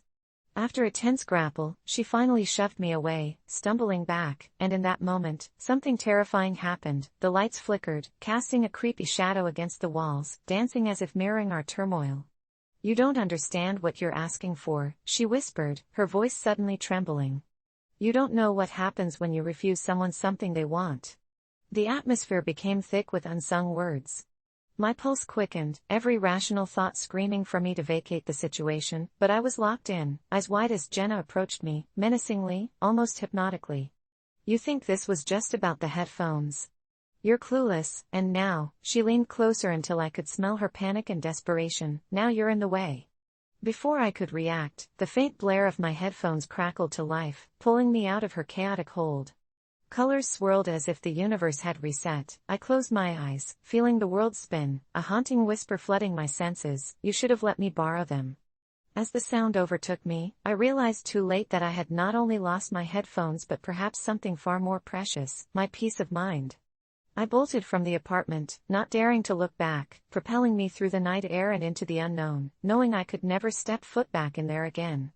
Because sometimes, the people we trust the most harbor darkness just waiting for the slightest chance to uncover itself, and sometimes, in refusing something that feels insignificant, you find that you've awakened something truly terrifying lurking just beneath the surface. I didn't mean for it to happen. When I moved to that sleepy little town just before sophomore year, I was still the kid who would lift up my shirt and make fart noises in the middle of class, trying to get a laugh from anyone who'd listen. But something about the way the kids in this new school looked at me made me want to be different. More cool, more laid back.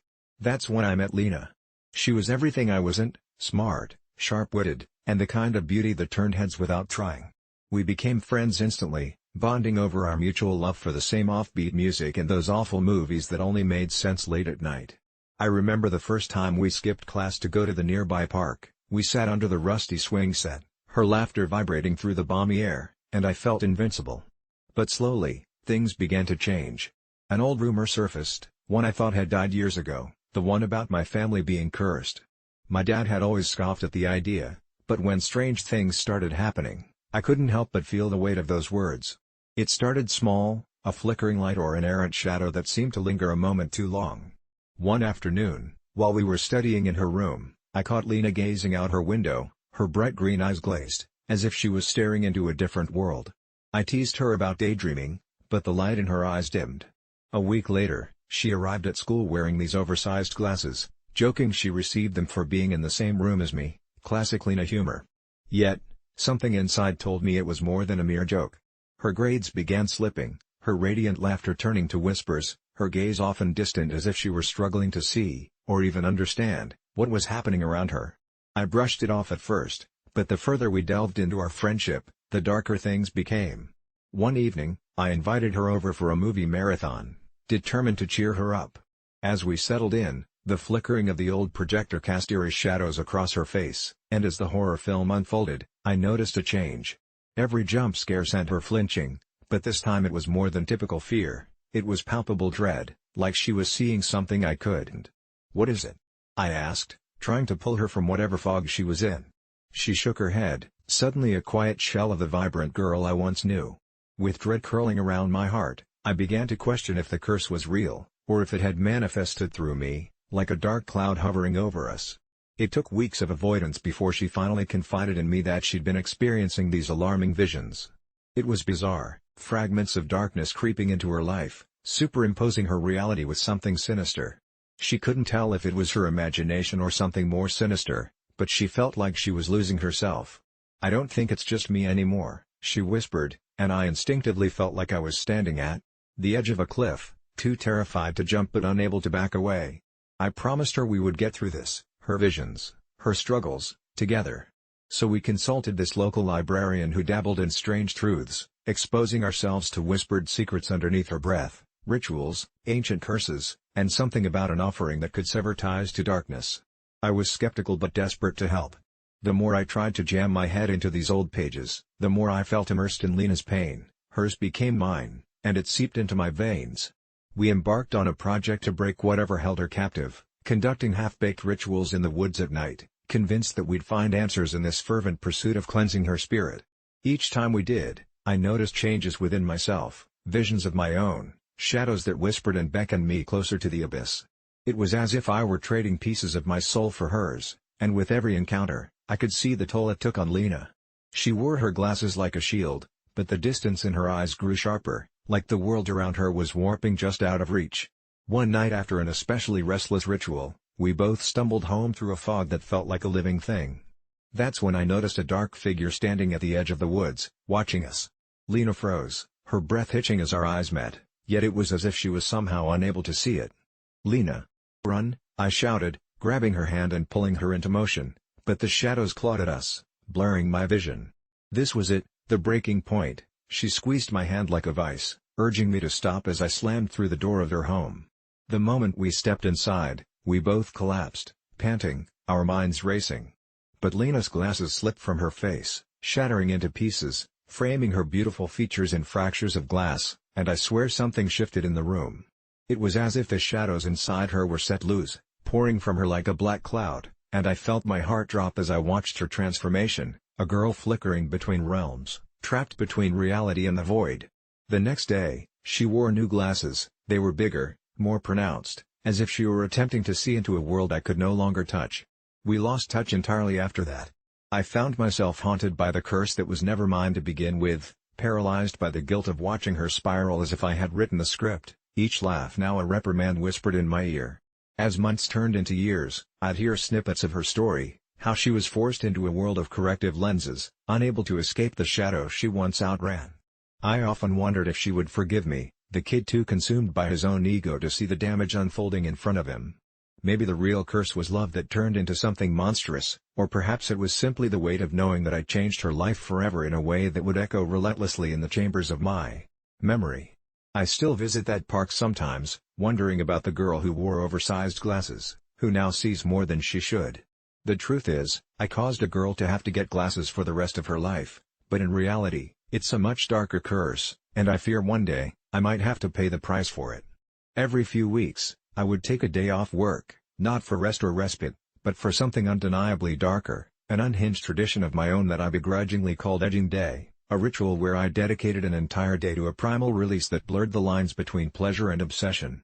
It began innocently enough, a dull Friday in my cubicle as the clock ticked agonizingly slow, my mind drifting between spreadsheets and fantasies, when I stumbled across an online forum discussing escapism, where people admitted to taking time solely for indulgence, letting go of everyday responsibilities to explore their desires with reckless abandon.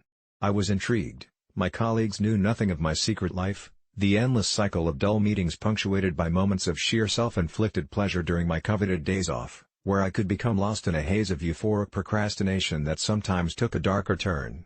On the surface, nobody would have noticed. I played the part of the dutiful employee, but in the solitude of my apartment, I discovered something primal lurking beneath the surface, something enticingly sinister. Each edging day began the same way. I'd wake up, brew a strong pot of coffee, and deliberately avoid tradition, allowing myself to slip into the seductive embrace of temptation as the hours dripped by lazily. I would create a playlist of haunting melodies to set the mood, occasionally pausing to glance at the clock as the minutes blurred into a surreal montage of pleasure and suspense, often playing with the notion of losing control. One day, I woke up especially crisp and clear-headed, a tutorial on a well-known adult site lingering in my mind as I decided to dive deeper into the abyss. I planned to push my boundaries, test the very limit of my self-control as a figure within the shadows whispered promises of untold pleasures that would eclipse my more mundane existences. I could feel the heaviness of the air as I indulged, each shudder and gasp reverberated within the silence of my apartment, and as I failed to want to chase after these fleeting crescendos of ecstasy, I began to notice an unsettling presence lurking in the fringes of my consciousness, something I brushed off as paranoia. Week after week, I became more enamored with this unknown entity, and each day off bled into the next as I began to neglect my responsibilities. Bills stacked up, my job became a distant memory, until one day, I realized the figure was now palpable. It started with whispers, drawing me into conversations late into the night, murmurs echoing all around, rhythmic and insistent, as they fed off my compulsions and dark fantasies, slowly becoming a chore, warping into something feral, and I was unprepared for what came next. My edging days devolved into prolonged encounters that gnawed at my sanity, shadows creeping insidiously throughout my apartment, manifestations of my uncontrollable desire turning into grotesque forms that danced, tauntingly just out of sight, and I struggled to draw a distinction between fantasy and the reality unfolding around me. It was during one such encounter that I realized, I was no longer alone. It had taken up residence within my mind, and suddenly the walls around me were whispering my name, the shadows elongating as I found myself struggling to breathe within their binding grasp, forcing me to confront an unimaginable horror.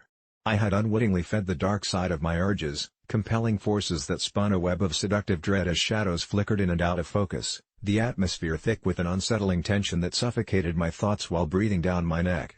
It urged me forward, a twisted calling that brought forth insatiable cravings. I unknowingly lured something from the depths, a malevolent spirit born from my unquenched desires, relishing in its craft as it kept me shackled within my own carnal depravity, reveling in a game I initially believed I controlled. Days stretched to weeks, and my reality beginning to crumble as edges frayed into sharp, jagged points. This being was feeding off my every gasp, every moan, amplifying a thrill that spiraled dangerously out of control as nightmares molded into my waking hours. I stopped answering calls, my friends concerned about my disappearance, but I was impatient, consumed by an insatiable hunger, desperate to chase that fleeting moment of release while being ensnared deeper into the dark labyrinth I had built from my perverse obsessions. I would sit for hours, lingering too long at the precipice, the shadows swirling about me, eventually hearing my name, frail whispers laced with sinister intent, and I quickly learned to dread the ensuing darkness. One morning, unable to escape its grip, I surrendered to the whispers that led me to the brink, teetering precariously as all pleasure seemed to coalesce, weaving my reality into a tapestry of torment, and I lost myself, engulfed by a ravenous force that demanded fulfillment. I remember the last flicker of rationality before it plunged me into darkness, the ticking clock counting down to infinity, time spiraling away into an impenetrable abyss while the room pulsed with fractured laughter, mockery echoing against the walls like thunder, carving a revelation. The thing was always there, a sinister echo of my desires, now reborn in full manifestation. As reality collapsed like a house of cards, I found myself entrapped in an endless cycle of pleasure-pain, as if my own body had become an intricate game of flesh and fear. And as I gasped my last desperate breaths, I realized the true terror was never about the day-offs, it was always about the dark abyss I had opened, leading me continuously toward the edge, ever yearning but eternally denied. The night I decided to tell my Uber driver I was pregnant was one of the coldest in November, the kind of bitter chill that slices through skin and settles in your bones, and I had just left a disastrous party, surrounded by strangers whose laughter felt like needles in my chest. The bright, glaring neon signs of the city blurred past in a haze, and I could feel the weight of my phone against my thigh, the app open, a countdown to an arrival I desperately needed. It was stupid, really. I rarely took Ubers, usually opting for the bus, but that night I wanted to escape the shattering silence of my empty apartment and the nagging voice in my head that reminded me how deeply alone I was. As I entered the car, a heavy-set man with a scraggly beard driving a weathered Hyundai nodded at me in the rearview mirror, and I offered a half-hearted smile, unsure how to fill the awkward silence. I thought about the ways I could initiate some small talk, maybe ask him about his night or comment on the weather, but instead, something snapped within me, fueled by the desperation and urge to be seen. "I'm pregnant, you know," I blurted out, and as the words tumbled from my lips, I marveled at my own audacity. There was a stunned pause before I heard him inhale sharply, and then, to my shock, he responded with genuine concern, eyes darting to the mirror as if to assess my condition. The conversation flowed easily after that, infused with questions about how far along I was and whether or not I was feeling okay. It felt strangely freeing to lie, to pretend for just a moment that I was cradling a life inside me, and the more we talked, the more my heart raced, not with fear, but exhilaration. My Uber rating spiked immediately after, and I found myself caught in a strange loop where my status, my worth, apparently hinged on the validation of strangers in this makeshift world. This fictitious pregnancy morphed into a shield, an anchor that allowed me to navigate through the unpredictable terrain of each car ride and these transient connections. I began sharing the tale, a little more embellishment here, a minor detail there each time, the fibs growing from a simple phase into a fleshed-out story of hope and impending joy. I became someone new in those rides, a mother-to-be navigating the treacherous waters of life in the city, and the drivers, such lonely souls in their own right, became confidants, eager to share advice, their own stories intertwined with mine. One night, a driver named Amir, who talked about his own children, exchanged numbers with me, suggesting I meet him and his family, and despite the unease that flared in my chest when the thought of it crossed my mind, I agreed. He was kind, I reasoned, and maybe that kindness wasn't so hard to accept, after all. After 3 months of this spinning web of lies, I was suddenly tangled in something more than just a harmless ruse. I was developing relationships, gathering friends, people who saw me as someone I wasn't, but desperately wanted to be. However, the truth of it burrowed under my skin, gnawing at me like a persistent itch I could never reach. I had created something fragile and meaningful through fragile, borrowed stories. But then came that one ride, the last endeavor in my facade, when I claimed to be headed to a high-risk ultrasound while trying to gather the courage to finally confess that I had been lying all along, and I was greeted by a woman in the driver's seat. Her name was Lily. We exchanged pleasantries, and something in her eyes, a flicker of recognition, caught me off guard. As our conversation flowed, she sounded alarmingly familiar, recounting her own pregnancy, her highs and fears as a soon-to-be mother, and the weight of her truth connected to mine unraveled tighter. I could feel the knot in my throat tightening, and when I fumbled to keep the lie afloat, the words twisted into painful knots, and when I looked in the rearview mirror, her expression shifted. There was pain there, raw and deep, layered with grief that spoke volumes far exceeding what I could clearly interpret. "You don't have to lie to me, you know. I can tell when someone pretends," she said, her voice low and soft, like rippling water disturbed by a stone, and the impact crushed me in that moment. I felt exposed, stripped bare in a way I hadn't anticipated. She spoke of loss, of hope, each word heavy with unrelenting honesty that bore into my soul, and in that tight silence, the facade shattered beneath the weight of reality, revealing me not as the courageous mother, but as the frightened woman grasping at darkness.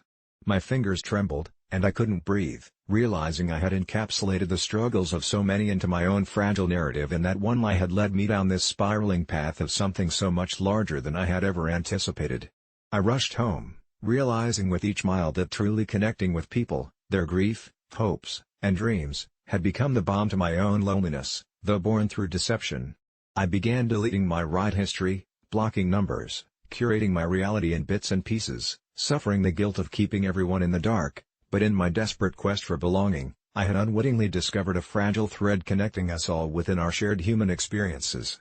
I realized it was time to confront the truth I had hidden from myself, that I wasn't unworthy of relationships without the facade, I had simply been afraid. But as the autumn leaves whirled down around me, I felt the shadows stretch long and heavy, whispering doubts about what was real and what had unraveled. The recasting of my identity clung uncomfortably, and I feared it was too late to salvage the remnants left in the wake of my deceit. In my attempts to find connection, I had instead spun a web of isolation, and as I stared at the night sky, their stars glimmering like distant dreams, I clung to one final hope, that perhaps, just perhaps, somewhere between the truth and the lie, I might finally find myself again. I never thought attending my aunt's baby shower would lead to the kind of nightmare I could barely comprehend, but looking back, the entire day felt like a slow-motion train wreck that I could do nothing to stop. The moment I stepped into her lavishly decorated living room, filled with pastel-colored balloons and annoyingly cute decorations, a sense of dread washed over me. My aunt, who had always been the fun relative, was now the center of attention for her impending motherhood, and I was just a reluctant guest somewhat dragged into it by family obligations. As we congregated in a circle, playing those absurd games no one genuinely enjoyed, I felt the weight of the pressure to put on a smile, pretend I cared, and above all, be respectful, even though I knew I had no intention of doing so. You see, I had secretly vowed not to attend if the invitation didn't specifically ask for me. In essence, it was a pity invite, and I wasn't about to humor her for the sake of appearances. She could hardly keep her enthusiasm in check as she opened gifts, which only added fuel to my frustration. As she unwrapped yet another onesie garnished with cartoon elephants, the urge to unleash my disdain boiled inside me, colliding with the social facade I was trying to uphold. That's when my cousin's judgmental gaze caught mine. It was one of those looks that said, "Are you really going to spoil this?" And in that moment, I snapped. Without thinking, I blurted, "You should have picked a different theme, Aunt Linda, this one just screams desperately trying to cope with reality." The room fell silent. I could almost hear the collective intake of breath, the awkward shifting of chairs. Aunt Linda's smile faltered, her hands froze midair, cradling a pastel gift bag. What I now realized was a colossal faux pas on my part that I could never take back. I thought I might hear laughter, perhaps even a sarcastic comment to lighten the mood, but it was only my heart pounding in my ears as embarrassment washed over her and me in equal measure. She tried to laugh it off, a strange sound that only added to the tension, but the damage was done. Cousins exchanged glances, probably wondering what kind of monster they had in their family. As the clock ticked by, so did my humiliation, morphing into something darker. I could sense my aunt's dwindling excitement, like a balloon slowly deflating, and suddenly the quaint surroundings felt sinister, as if the pastel decorations were laughing at me. The whispers began, not just about my comment but about my intentions. I was somehow branded the villain of the day, the one who could not tolerate the simple joy of family. And then, the lights flickered, subtle at first, like a knowing wink, but with each passing moment, they gradually dimmed further until it felt like the room had shifted entirely. I could hear the sound of muffled conversations echoing around the walls, each echoed word dripping with disdain towards me even as more presents were opened, but what really unnerved me was the realization that with each present emptied of its novelty, my aunt seemed to grow smaller, lost beneath the heaps of expectation. As cupcakes were served, I could taste the bitterness of my own words lingering on my tongue, and the silence thickened as if we were all trapped in a bubble too surreal to puncture. Unable to bear the atmosphere any longer, I left the room, mumbling something about needing water, but what I found was unexpectedly horrifying. The hallway was dark, and my own shadow felt cloaked in a fog, twisting in ways that threatened to swallow me whole.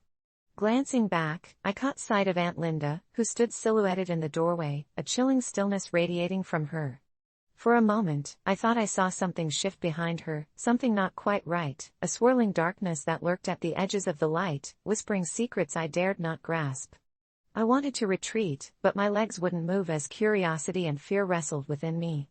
Just as I mustered the courage to step closer, the air thickened around me, and I heard a faint melody, almost like a lullaby, that filled the space with weight and melancholy. The kind of song that might soothe an infant while sending shivers up the spines of grown adults.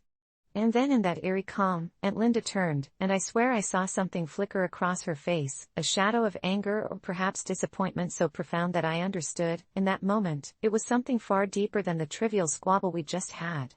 I would later wish I had turned back when the last guest left, because the darkness that followed me into the living room wasn't just an absence of light, it enveloped me in a fear I couldn't fully articulate.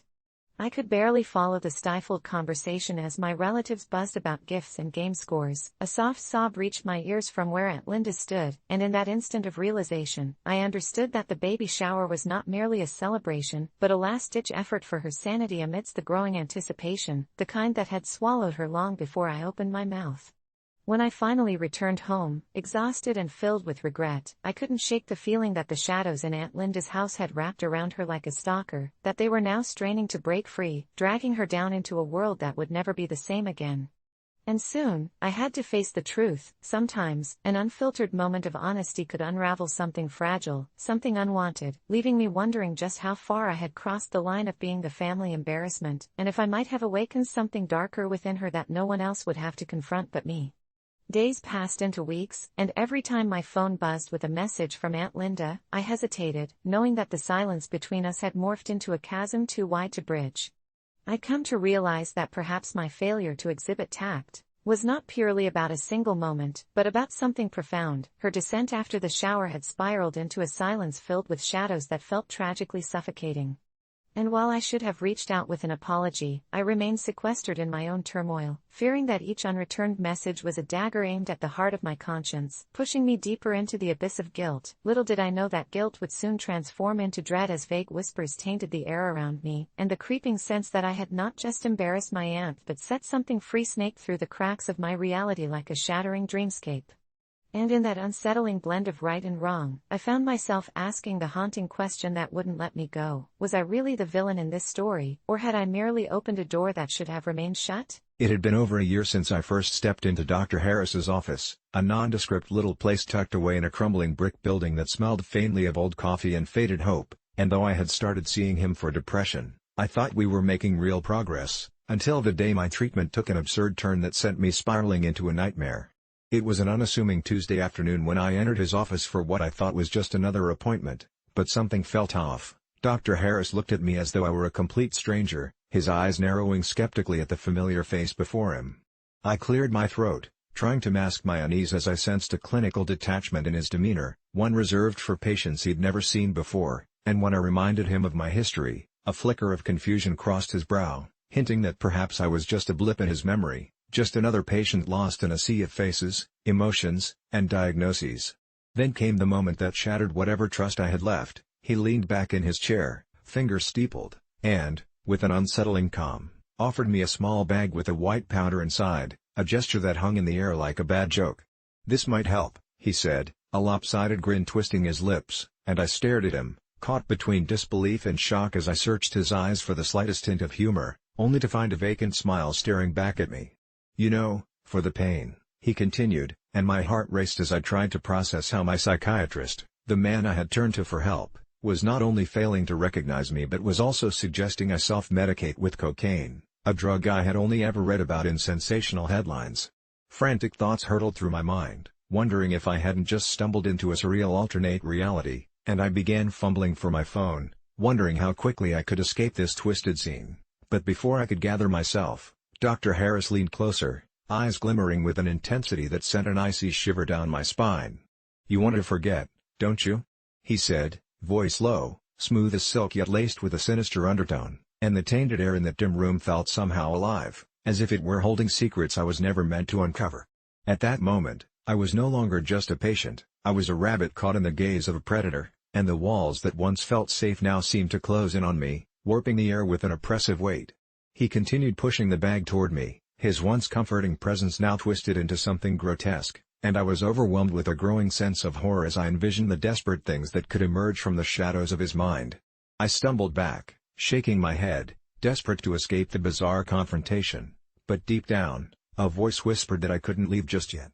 Instead, I managed to sputter out a refusal, insisting that I was not looking to forget, but to heal, only to watch as that crooked grin faltered briefly before he recoiled, an eerie smile returning that made my skin crawl.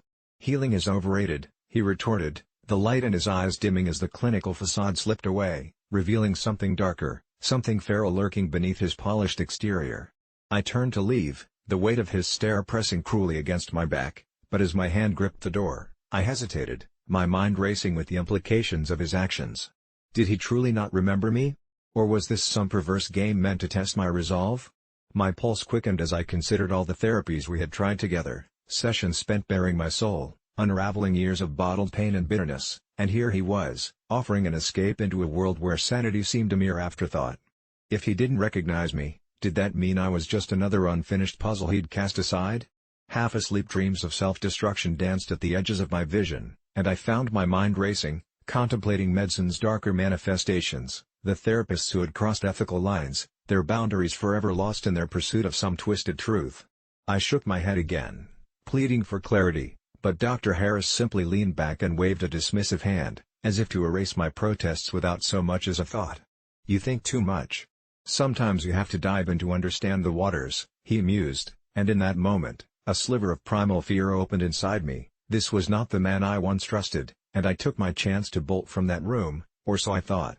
As I reached for the handle, a sudden wave crashed over me, my sanity felt fragile as I crossed into the unknown, and the lingering offer of a hollow escape clung to my thoughts like a phantom. I stumbled into the hallway, gasping as reality collided with surreality, and panic set in. Others wandered through the building, blissfully unaware of the darkness threaded in their own therapy stories. I half convinced myself to call the authorities, raging against what I'd just experienced, but as I reached for my phone, I realized I had left it behind in the grim office, the final tether to my sense of reality now adrift in his haunted space. I took off running down the staircase 2 steps at a time, Every footfall a reminder that I had shared my deepest fears with a man who no longer seemed human. Doubts flooded my mind as I questioned my own memories. Did I dream our sessions? Was it all in my head? I burst through the main door and into the gray afternoon, needing the clarity of fresh air against my fevered skin, but as the light stabbed my eyes, I felt as if a darkness had seeped into the world around me. I stumbled through the city, my senses heightened, scanning faces for any sign of familiarity, my heart pervaded by a relentless dread that seemed to echo what Dr. Harris had said. I wanted to forget. Hours passed in a blur of anxiety, the question of whether I should trust the memories, flooding my mind overshadowed by the cacophony of thoughts. As the sun began to set, the once bustling streets felt increasingly deserted. The fear coiled tighter as shadows took on an unnerving form, each misplaced glance and whispered inquiry amplifying the turmoil swirling in my gut. By nightfall, paranoia clawed at me, intertwining with the remnants of hope. I turned to the only option left, the one place where I figured people still believed in the shared connection of healing. I made my way, each footfall echoing with the remnants of that encounter, past the neon signs of bars and restaurants filled with laughter that felt alien to my sinking heart. I finally reached my friend Jenna's apartment, a refuge from my descent into madness, and as I knocked, desperation clawed at my throat. The door creaked open, and I was met with her warm smile, the flickering light behind her casting a gentle glow around her like a guardian angel. As I poured out my harrowing experience, the comfort of her presence began to wash over me, bolstering my resolve. Jenna listened intently, her brows furrowing with concern as my words spilled forth, and she pulled me closer, assuring me I was safe. But as I began to settle, trying to shake the terror of Dr. Harris's dismissal, I suddenly felt the weight of her gaze change, a flicker of recognition passing over her features and then a shadow of uncertainty creeping in. "He didn't offer you anything, did he?" she asked, her voice steady but tinged with an edge I savored too late. A sickening realization pulled in my stomach, and I knew then that Dr. Harris wasn't just losing memories, he was losing his grip. As that truth settled deep within me, I could feel the walls of my fragile sanity thin in the wake of what my mind could no longer distinguish between reality and nightmare, leaving me suspended in a limbo where fear became my only friend, and the shadows I had once escaped could now hold my darkest truths. I have been wearing duct tape bras instead of real ones all week, and now I find myself unable to take them off, not because I can't remove the sticky mess but because what lies beneath is something I can confront or even comprehend. It all started innocently enough. I was in a bind, preparing for a last-minute charity event, and my usual supportive bras were all in the laundry, and in a fit of desperation, I stumbled onto an online DIY tutorial that promised a temporary fix with nothing but duct tape, and the result was surprisingly flattering. At first, I reveled in the feeling of my breasts being snugly lifted, the way they accentuated my figure. I felt empowered as I stepped into the spotlight. Little did I know that the night would be an invitation to a darkness I couldn't escape from. As I mingled with the crowd, I noticed a woman watching me from the corner of the room, tall and shadowy, her eyes glinting with an intensity that sent chills down my spine. I tried to shake her off, but it was as if the duct tape had bonded us in some way, a strange connection that wrapped around my veins tighter than anything that could be made of adhesive. She approached me, her voice a soft, eerie whisper that sent shivers through every inch of my body. "You look lovely," she said, and suddenly my confidence faded as her gaze drilled into my chest. I felt exposed, bare beneath the slick gloss of the tape, and when I glanced down, the mirror's reflection warped in a way that made me gasp. The tape had begun to pulsate, ghostly shadows lurking beneath it, moving as if it were alive. Trying to laugh it off, I excused myself to the bathroom, desperate to tear away the tape and banish whatever shadow had wormed its way into my mind. But as I peeled back the edges, an icy pain wound itself around my ribs, pulling at my skin, and a voice, deep and haunting, echoed through my mind, "You can't take us off, we need you." My heart raced, and fear gripped my throat as I caught glimpses of those shadows beneath the tape, writhing like snakes eager to break free. I stumbled back into the main hall, breathless and wide-eyed, but the woman stood there, a grin plastered on her face as if she knew all along. Over the next few days, as I continued to wear the tape, it became a sinister thing, a physical manifestation of something far darker. I started to hear whispers at night and saw shadows flit across my vision. Each time I caught sight of my reflection, it seemed to cry for help, the tape expanding and contracting as if it were breathing on its own, sucking the very essence out of me. I tried to explain to my friends, but they merely shrugged it off as a prank I was pulling on myself, and even my boyfriend was starting to look at me differently, His eyes filled with concern tinged with disbelief as he'd catch me peeling the edges of my DIY contraption at odd moments. "You need to stop these stupid games," he'd say, but the shadows whispered that he was in on it too, that everyone was part of the grand illusion, just waiting for me to succumb to the trap I had stumbled into. As the week dragged on, I began to lose grip on reality. I stopped going out, letting the tape entrap me in my own home as if it were a protective cocoon, all the while feeling it drain me, holding me hostage to some unseen force. One night, exhaustion washed over me, and I fell asleep drifting in and out of fevered dreams. Each time I woke up, the tape felt tighter, pulling me closer to whatever lay beneath. It was around 3 a.m. when I heard the whispers crescendo into a wild shriek, an unholy cacophony echoing off the walls.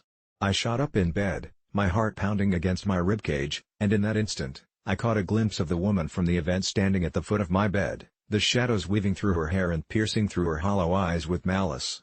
"You can't leave," she chanted over and over, and I could swear I felt the fingers of malevolence reaching for my mind as I struggled against the bindings of that cursed duct tape. I lunged for the lamp, my only weapon, but it flickered to life in an unusual burst, illuminating not the room but a landscape of the shadowy people, the ones trapped within the tape. They reached out, pleading, their mouths moving as silent screams echoed through the air, the woman beginning to laugh, a sound that vibrated through my bones. I turned to flee but found myself paralyzed, the tape seeping into my skin like a parasite. "You'll join us, you already did," she breathed, her grin widening as she stepped closer, shadows whispering promises and threats wrapped in one. I felt the world around me fade, a black void swallowing my being as the shadows began to weave their way through my soul, merging with every thread of my existence. I don't know how long it has been, but now I type these words, trapped in this narrative, wearing duct tape around my chest as if it were my very skin, unable to escape, and I can feel them gaining strength, the whispers growing louder, asking for new blood, new souls. So here I am, urging you not to make the same mistakes I did. Don't be seduced by the tape, or you'll find yourself bound and shrouded in darkness, destined to become one of the echoes beneath it, the shadows that wait to pull another unsuspecting soul into their wretched embrace.